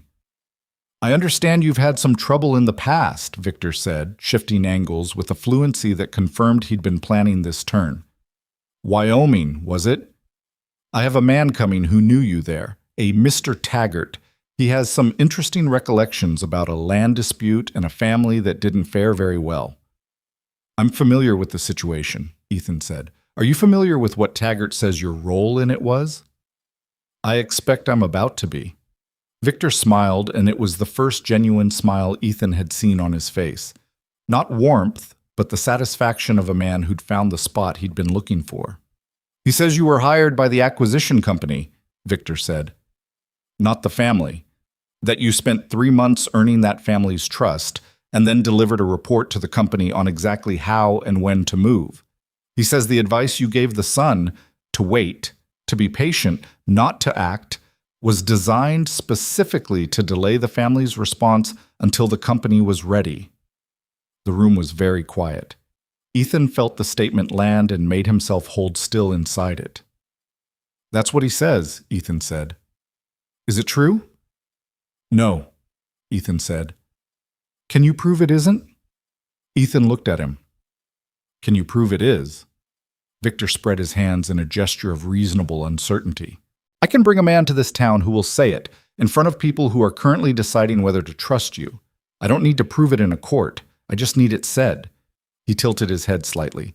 "You understand how that works. A man's reputation is a fragile thing in a small community." "So is a bank's," Ethan said, "particularly one whose loan documents have a habit of changing after customers sign them." The smile went away. "I don't know what you think you've found," Victor said, and his voice had dropped into a different register. Not louder, but denser. The way a man's voice goes when he's stopped performing patience and is speaking from somewhere colder. "But whatever it is, it won't hold together the way you're hoping. I have lawyers. I have relationships. I have 15 years of established commerce in this county and the trust of everyone who matters in it." "You have their fear," Ethan said. "Those aren't the same thing, even though they can look alike for a while." Victor looked at him for a long moment. Then he turned to Hester. "Mrs. Malone," he said, returning to the pleasant register, "I have a business proposal I'd like to discuss with you at some point. The building's lease comes up for review next year, and I think there's a conversation to be had about terms." Hester set both hands flat on the counter. "My building is owned outright," she said, "same as it was last time someone from your office mentioned the lease." "There is no lease." Victor nodded, as if this were useful information he was filing away. He turned and walked out, Casper behind him, the two men peeling away from the door and following. Ethan stood in the middle of the restaurant and let out a slow breath. "He's going to bring this Taggart," Hester said. "Yes." "Is what he said true?" Ethan turned to look at her. She had the kind of face that had earned the right to ask direct questions. "No," he said, "but the truth of it isn't simple enough to be useful in a short conversation with people who don't know me." "Which is the point." Hester picked up a cloth and wiped the counter in a single clean stroke. "Then you'd better make sure you've got enough built here before he arrives, that people don't need the short version." "Well, Aldous sent word at noon through Tom Reedy that the town's mood had shifted, not toward Ethan and Clara. Not dramatically, not yet, but toward a different kind of alertness. The arson attempt had done something that weeks of legal pressure and debt management hadn't, which was make the violence visible. People in Blackwater Ridge had been afraid of Victor for years in the abstract, complicated way of those who owe something to someone with power. What happened the night before was a different grammar entirely. Fire was concrete, and everyone in a wooden town in dry country understood what fire meant in a way that contract disputes never quite achieved. Harmon, the wheat farmer, came to find Ethan at the livery in the early afternoon. He was a thick-shouldered man in his late 40s, sun-darkened and economical, with his words in the way of people who'd spent most of their lives with only fields and weather to talk to. "My wife saw Miss Whitmore on the street yesterday," Harmon said, "when she sent that lawyer off the porch." He looked at his hat, which he was turning in his hands. "My wife doesn't say much about most things. She said something about that." Ethan waited. "I've got documents too," Harmon said. "My original note. I kept it in the barn in a tobacco tin because I didn't know why, just felt like I should. I compared it to what Holloway's bank has been billing me, and they're not the same." He looked up. "I didn't know what to do about it, because I didn't know what there was to do." "There's something to do now," Ethan said. "If you're willing." "What does it cost me?" It was the right question, and Ethan respected it. "Risk," he said honestly. "Victor's going to know you've moved against him, and he'll try to respond. But the letter that went to Judge Harlan, it's not just Claire's document anymore. If we send affidavits from multiple people describing the same pattern, it becomes a county-level fraud case rather than a private debt dispute. That's harder to manage. That's harder to make go away." Harmon was quiet for a moment, turning the hat. "My boy's 12, he said. He's been in Miss Whitmore's school since he was 8. She's the reason he can figure numbers. He put the hat on. Tell me where to go, Hashem. By 3 o'clock, they had 3 affidavits, Harmon and 2 others that Aldous had gathered through the quiet network of 31 years in a small town. A woman named Greta, who'd lost a property on the edge of town 2 years prior and had moved into a room at the boarding house, and an elderly man named Peck, who'd been running sheep on a leased parcel and had watched the lease terms change twice without explanation. Clara sat with Aldous at his table and helped assemble the documents into a coherent package, Aldous writing the formal attestation language, Clara organizing the sequence so that the pattern was visible without needing explanation. It was painstaking work, and it was not glamorous, and it was exactly the kind of work that mattered. Ethan sat near the window and watched the street and thought about Taggart. He'd known the name would come up eventually. Taggart had been the acquisition company's field man in Wyoming, mid-level, ambitious, the kind of man who managed the social layer of these operations, the part that required going to dinners and maintaining appearances while the legal mechanisms ran underneath. Ethan had met him 4 or 5 times over the months he'd spent on the Harrison family ranch. The accusation wasn't impossible to believe. Ethan understood that. A man who shows up in a difficult situation at the right moment earns trust, gives advice that delays action. From the outside, if you wanted to see it that way, it had a certain shape. The fact that it wasn't true didn't make it less shapely. What it meant practically was that when Taggart arrived, and Victor would have made sure he was coming quickly, probably already riding, there would be a moment in this town where the story being told about Ethan would split into 2 versions, and people would have to choose which one they believed. He'd been in that position once before, in a different context, and had chosen to ride away from it rather than stand in it. He wasn't going to do that again. The note arrived at 4 o'clock. It came through one of Victor's men, slipped under the restaurant door, which Hester found and brought to Aldous' house with the expression of someone who has developed a professional relationship with bad news. It was addressed to Ethan. Victor's handwriting, which was precise and controlled and told you everything you needed to know about the man. Mr. Cole, I have something that belongs to your situation. Come to the old Garrity mine at the North Ridge tonight at 8, alone. Bring no one. What I have will not keep past morning, and what I will do with it if you do not come will not be reversible. I trust you understand the nature of the invitation. VH. Ethan read it twice, passed it to Clara. She read it and set it down. Aldous? She said. Aldous read it. He looked up at Ethan. He has Will Reedy, he said. It wasn't a question. The thought had hit Ethan the moment he'd read something that belongs to your situation. Will had left 4 days ago. The ride to the county seat and back was 2 days each way. The boy should have been returning today or tomorrow, but Victor had resources on the roads and had known about the letter since at least last night. Or he wants me to think he does, Ethan said. Can you take that chance? Clara asked. Ethan looked at the note again. The mine. Abandoned as far as he knew. The Garrity claim had played out years ago, according to what he'd picked up around town. Enclosed space, controlled entry, one way in as far as he knew. A setup that required him to come alone and offered Victor complete advantage. No, he said.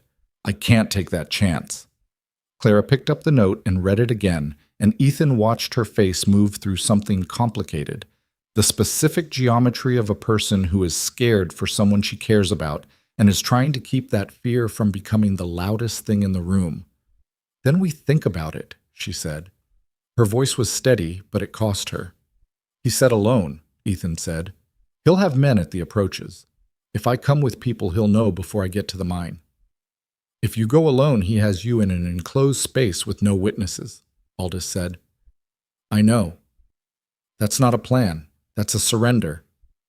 Not entirely, Ethan said. He was working through it while he spoke. He needs something from me. If he just wanted to deal with me, he'd have done it differently. He's had opportunities.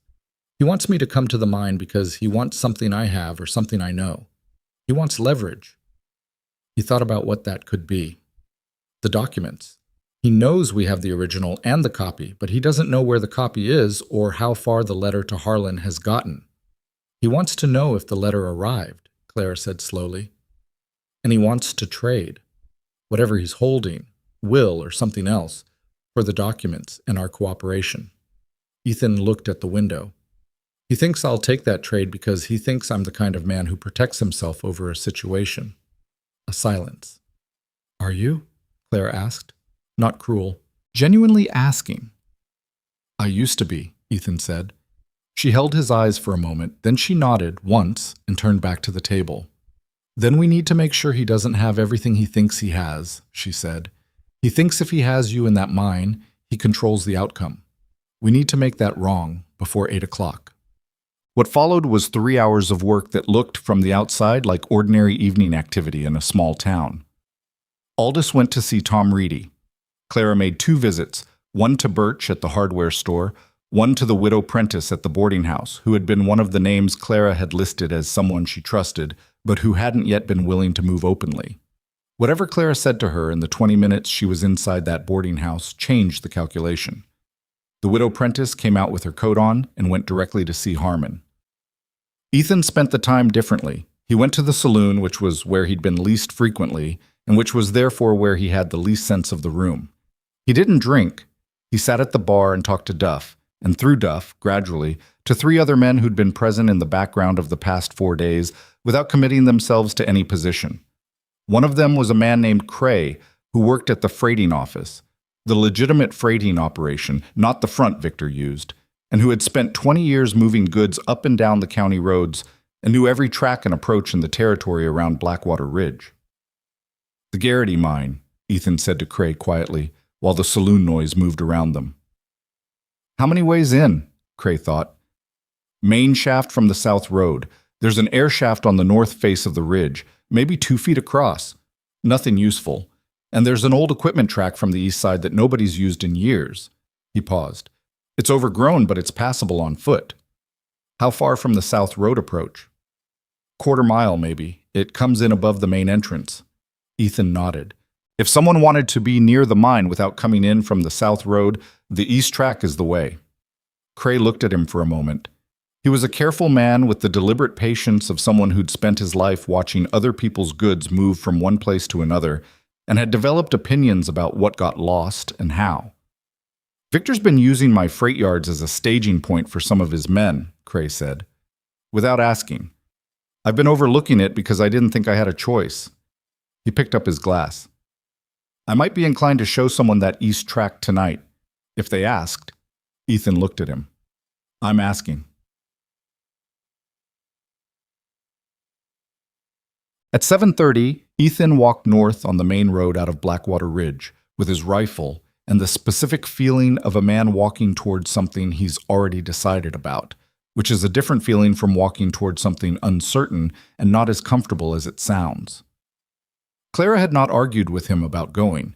She'd told him the one thing she wanted to tell him, which was, come back from this. Whatever happens in there, come back from it. She said it without performance, the way she said everything, like a person who'd decided the truth was more useful than decoration. He'd told her he intended to. Behind him, 1/4 mile back and then cutting east around the base of the North Ridge, Cray was moving on foot with Tom Reedy and Aldous, who had insisted with the stubbornness of a 31-year resident that he was going, and that was the end of the discussion. Ethan had given them 40 minutes to get into position above the mine entrance before he arrived. He'd also done one other thing, which was to leave the copy of the Whitmore loan document in Aldous' careful hand with the assessor's notation, with Hester, in a sealed envelope addressed to Judge Harlan's office with instructions that if Ethan did not return by midnight, it was to be given to the first rider heading east in the morning. Victor could have him in that mine. Victor could not have the documents too.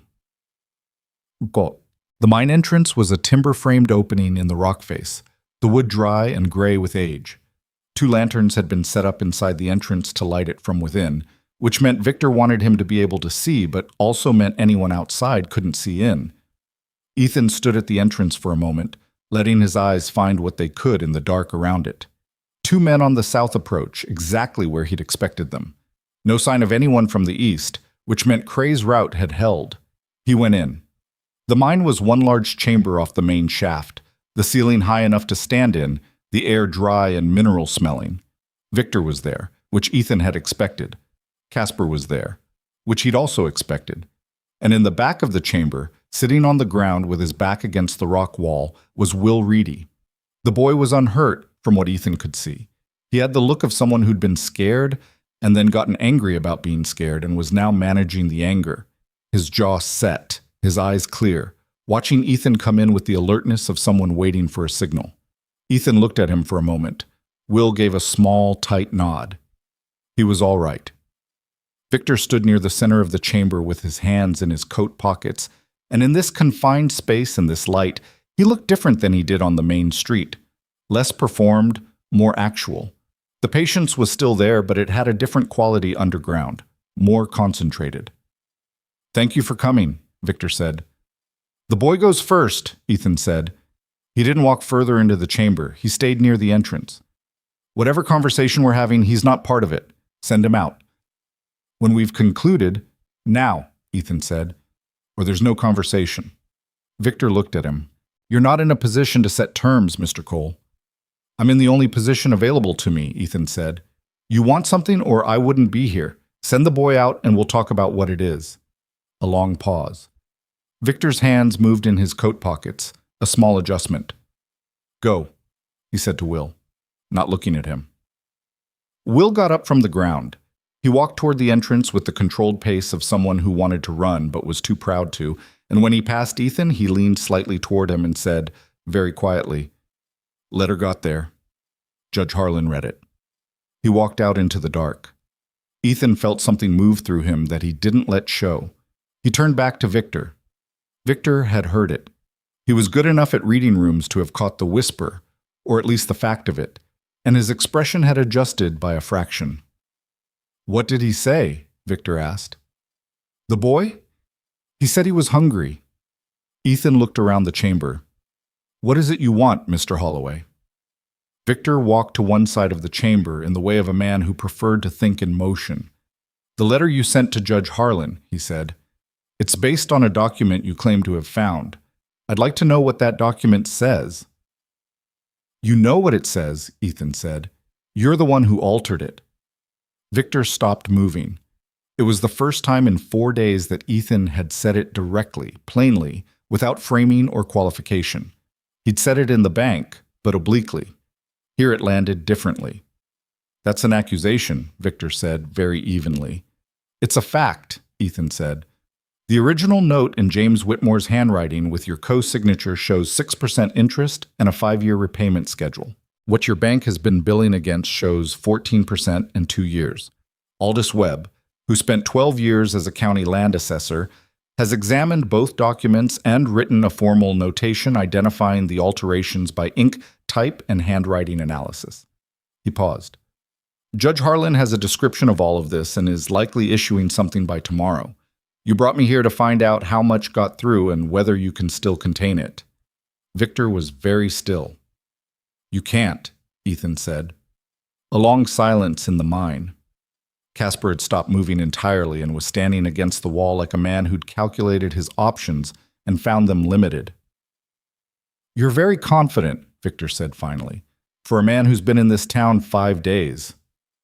"I'm not confident," Ethan said. "I'm just done." Victor looked at him. "Done.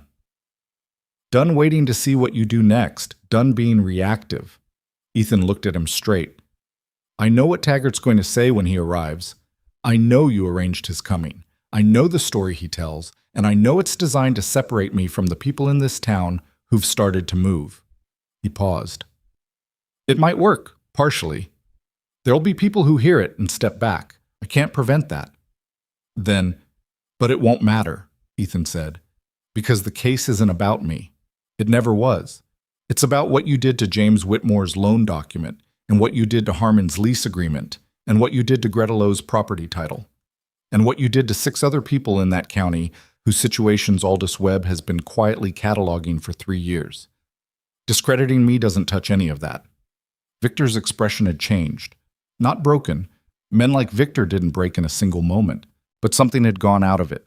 The quality of certainty that had been the most consistent thing about his face from the first moment Ethan had seen him on the street over Clara Whitmore. "You've been building a case," Victor said, "since before you came to this town." Since the morning after I arrived, Ethan said. That's 4 days. It turns out 4 days is enough when the evidence has been sitting in people's tobacco tins and almanac shelves for 2 years. Victor looked at him for a long, flat moment. Then he said very quietly, I built this town. Ethan didn't respond. I built it, Victor said again. Not the schoolhouse, not the church, I mean the commerce, the lending capacity, the infrastructure that let small farmers buy seed before harvest and pay after. Before I arrived, this county had 3 failed homesteads and a general store that ran on barter. I brought money into this territory. He said it without heat, which was the disturbing part. He believed it. A few men paid more than they should have. A few arrangements were adjusted. That's the cost of building something. Someone pays it. James Whitmore paid it, Ethan said. He paid it with his life. He made poor decisions. You engineered his poor decisions, Ethan said.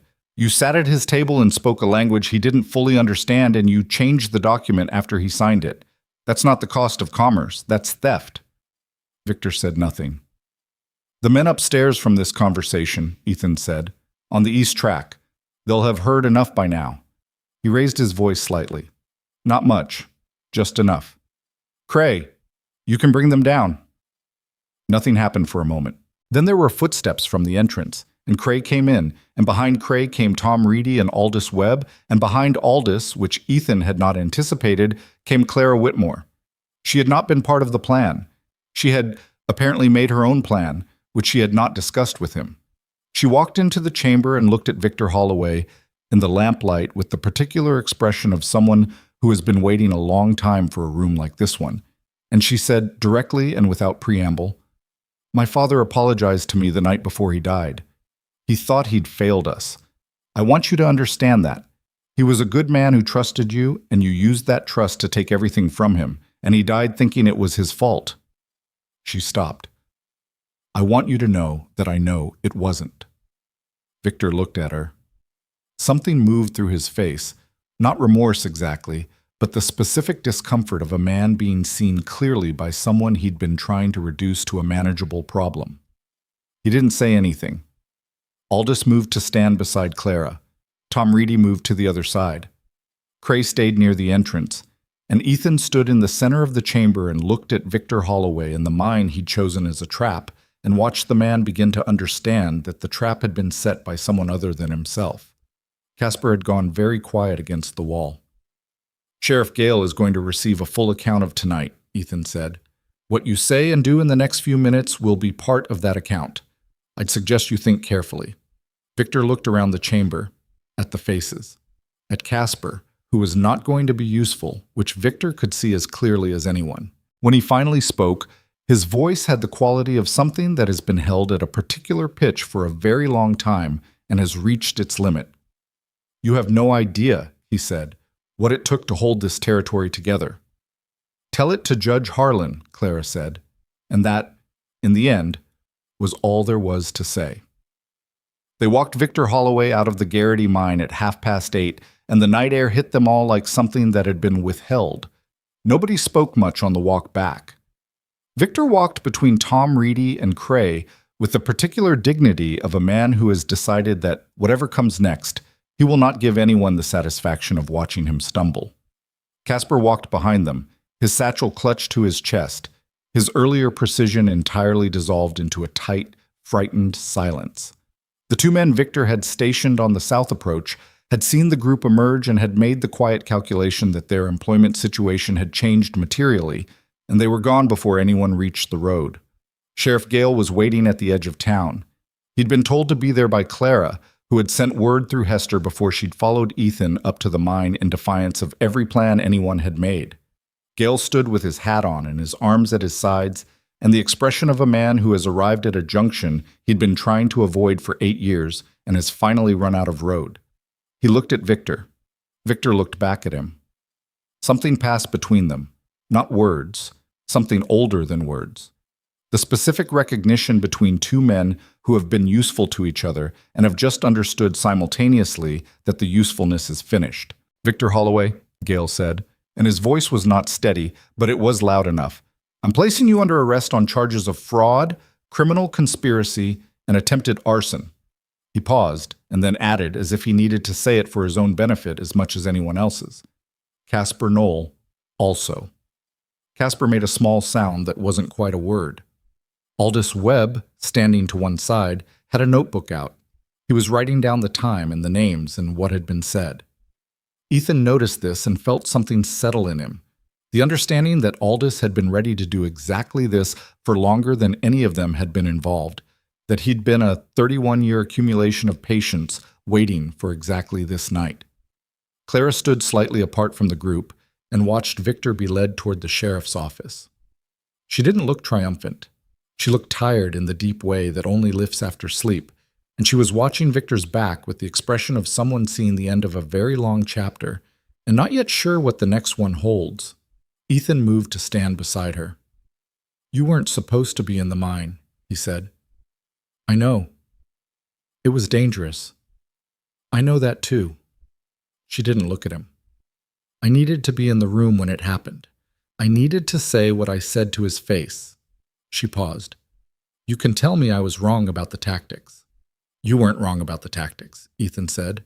"Just the communication." She almost smiled. "I'll work on that." Judge Harlan arrived 3 days later.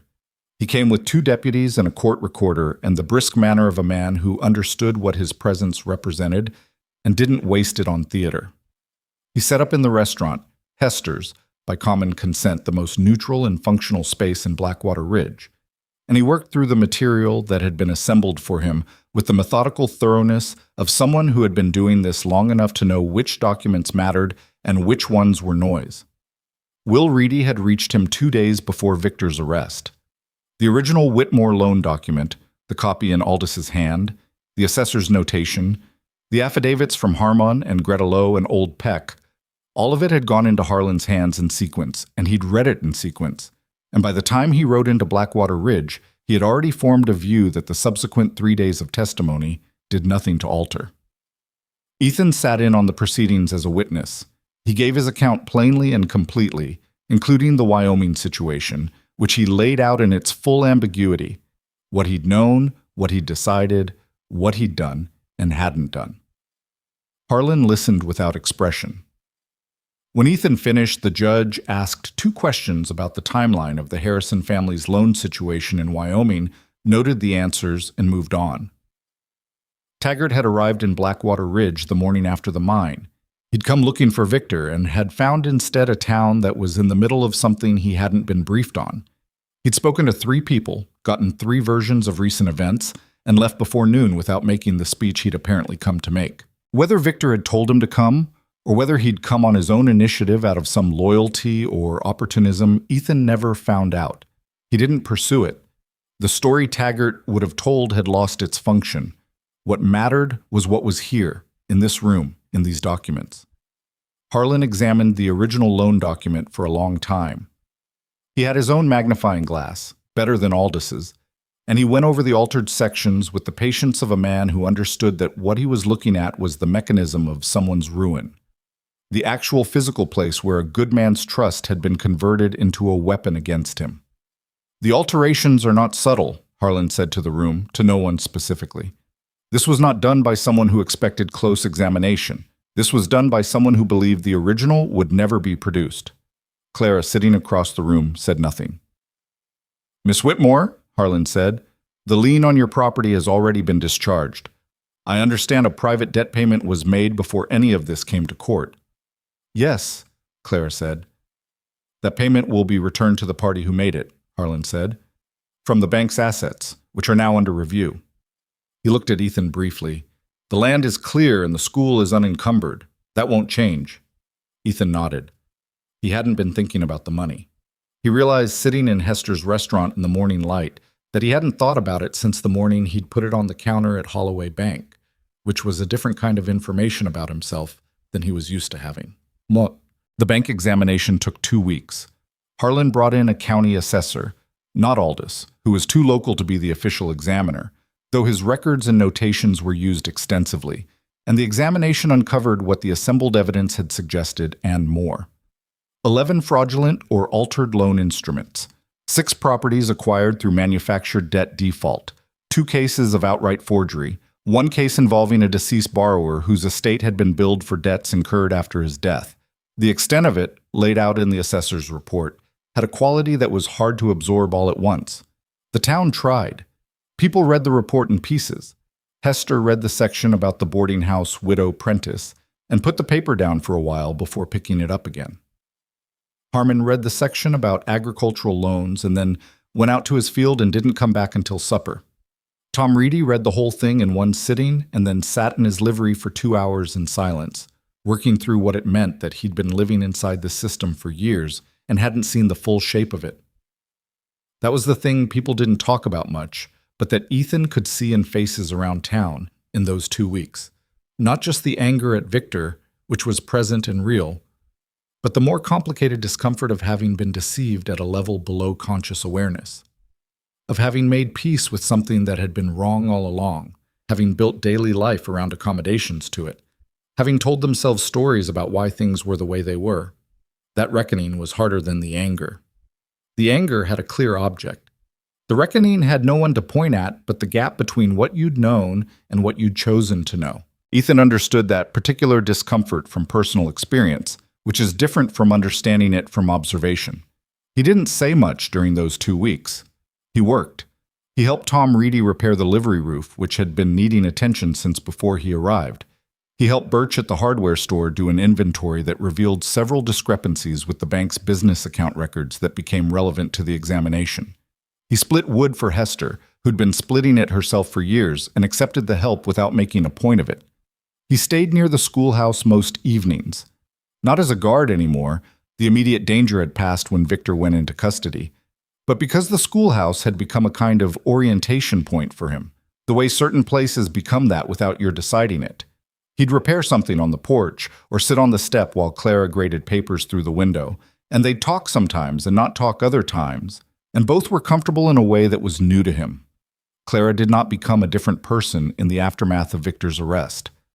That was one of the things he most respected about her.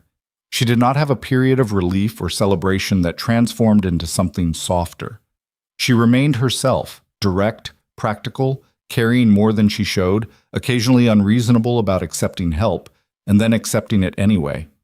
She kept teaching through the examination period without interruption. Ruth's reading improved. The boy who walked like he was trying to look older started showing up early to help clean the blackboard, which Clara pretended not to notice in a way that made it clear she'd noticed.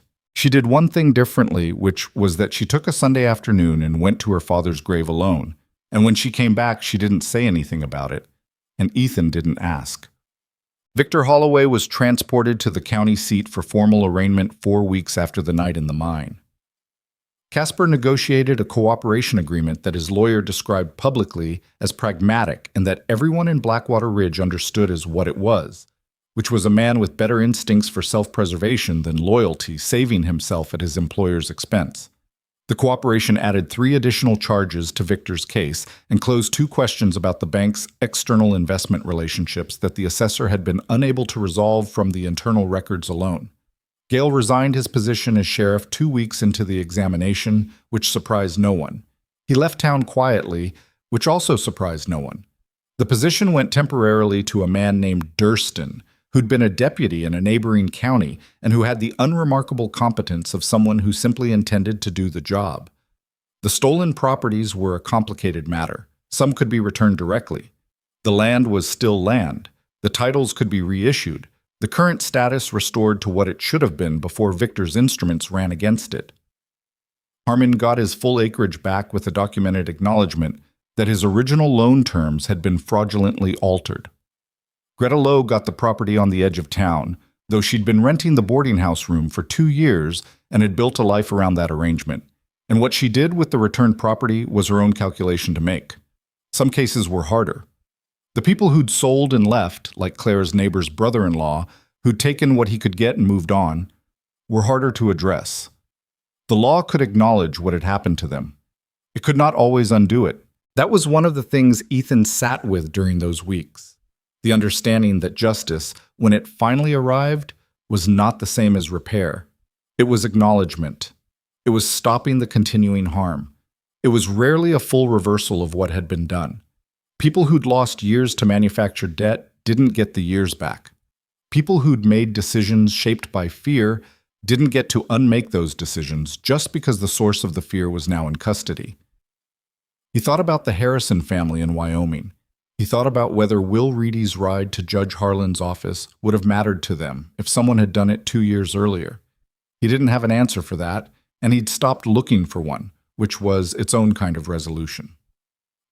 6 weeks after his arrival in Blackwater Ridge, Ethan sold the roan to Tom Reedy, not because he needed the money, but because the horse and Tom had developed an understanding over the weeks in the livery, and Ethan had bought a different horse, a gray mare with a sensible disposition from a rancher east of town. Clara noticed the new horse before he said anything about it. "You sold the roan," she said. They were on the schoolhouse porch in the early evening, the day's last light going gold across the flat land east of town. Tom wanted her. She suits him. "You didn't need to buy a different horse." "The mare was a good price," Ethan said. Clara looked at him for a moment. "You're staying," she said. Not a question. "If there's reason to," Ethan said. She looked out at the land. The kitchen garden at the Whitmore house had been replanted 2 weeks ago. She'd done it herself on a Saturday, and Ethan had helped dig the rows, and they hadn't talked much while they did it, just worked in the same direction. It was one of the better mornings he could remember. "My father used to say that land doesn't care what you intend," Clara said. "It only responds to what you actually do." She paused. "I've been thinking about that." "What about it?" "About how it applies to people, too." She looked at him sideways. "What you actually do. Not what you meant to do, not what you thought you were doing, what you did." Ethan was quiet a moment. And I think what you did here, in this town, in these 6 weeks, that's what I'd want to know about a person." She turned to face him more directly. "Not Wyoming, not whatever version of yourself you were before you stopped riding. What you did here." He looked at her. "That's generous." "It's not generous," she said, a little sharply. "It's accurate. I'm not forgiving anything. I'm saying there's nothing to forgive." She paused. "You didn't do anything wrong here. You did something right, repeatedly, at cost to yourself." She looked away again. "I just want to make sure you know that I know that, because I think you spend a lot of energy not knowing it." He didn't have an immediate answer for that. It was accurate in the way that the most uncomfortable things tend to be. "I told you I wasn't a project," Clara said. "I'm still not, but I'm also not opposed to—" She stopped, started again. "I'm not opposed to there being someone here who stays, who puts time into this place." Another pause, shorter. "Into what's here." The light was going now, the gold thinning to something cooler. The bell above the schoolhouse door needed new rope. It had needed it when he arrived, and it still needed it, which was one of those small ongoing facts that accumulated into something like belonging, if you let them. "I'll stay," Ethan said. Clara nodded. Once, definite in the way she did everything. Then she went inside to finish the papers she'd been grading, and Ethan sat on the step for a while longer and watched the dark come in over the flatland and thought about the word stay and what it meant to say it without reservation for the first time in years. The school bell got new rope 2 days later. Ethan found the right weight cord at Birch's hardware store and spent an hour on the roof of the schoolhouse in the morning sun working the old rope loose from the cleat where it had seized up with weather and time. Ruth stood below and watched the procedure with the serious attention she gave everything. "Will it ring louder now?" she asked. "Same loudness," Ethan said, "just easier to pull." She thought about this. "Miss Whitmore says the bell is for everyone," she said, "not just the students. She says when people hear it, they know something is happening." "She's right," Ethan said. "What's happening when it rings?" He looked down at her from the roof. "Learning," he said. "That's what's happening." He fixed the rope to the cleat and pulled it once, and the bell rang out across the morning and down the main street of Blackwater Ridge, and Hester looked up from sweeping her restaurant step, and Tom Reedy paused in the livery doorway, and Aldous Webb, sitting at his table with his morning coffee and his notebooks and his 31 years of patient, accumulated faith that things could be different, heard it and smiled in the way of a man who has been waiting for a sound and has finally heard it. Clara came out of the schoolhouse and looked up at Ethan on the roof. "A little theatrical," she said. "The rope needed testing," he said. She looked up at him for a moment with the expression that had been there since the first evening on her porch. The one that wasn't warmth exactly, but was that specific adjacent thing. The recalibration of a person who'd been expecting less and had received more and hadn't yet finished adjusting to it. "Come down from there," she said. "There." "The children will be here in 20 minutes and the blackboard needs cleaning." He came down. The children arrived, as they did every morning, in the rushing, energetic cluster of people with somewhere to be and no patience for getting there slowly. Ruth went straight to her desk. The boy who wanted to look older went straight to the blackboard with the cloth, which had become his custom. The others settled in the way children settle when a room is safe enough to be comfortable in. Clara stood at the front of the room and wrote the day's first lesson across the fresh black surface, and the chalk made its particular sound. And outside the window, Blackwater Ridge was already moving through its morning in the way that towns do. Not fixed and not finished, but continuous, shaped by what the people in it chose to do with what they had. Ethan stood at the back of the room for a moment before stepping out. He looked at the 12 desks, the worn books on the shelf, the hand-drawn map on the east wall where Clara's father had started the work, and Clara had finished it. He thought about the tobacco tin in Harmon's barn that had held the truth for 2 years, waiting for someone to think to look. He thought about Aldous' 31-year notebook, and Hester's outright owned building, and Will Reedy riding east before sunrise with oilcloth and a purpose, and the widow Prentice who had finally opened her door. He thought about all the small, unglamorous, necessary things that had added up to the night in the mine and the weeks after it. The world was full of men like Victor Holloway. Ethan had lived long enough to know that.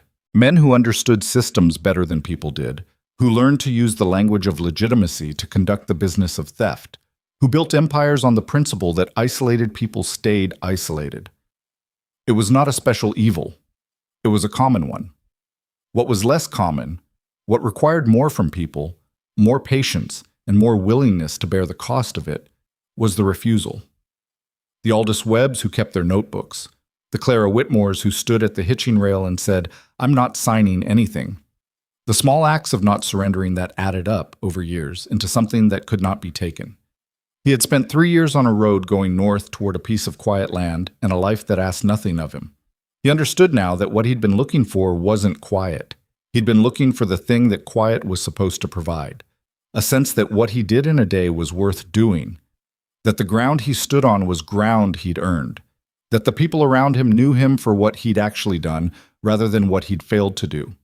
He'd found it in 6 weeks in a town he'd meant to pass through. He stepped out the schoolhouse door into the morning. The bell rope hung clean and straight at the corner of the building, a small thing, properly done.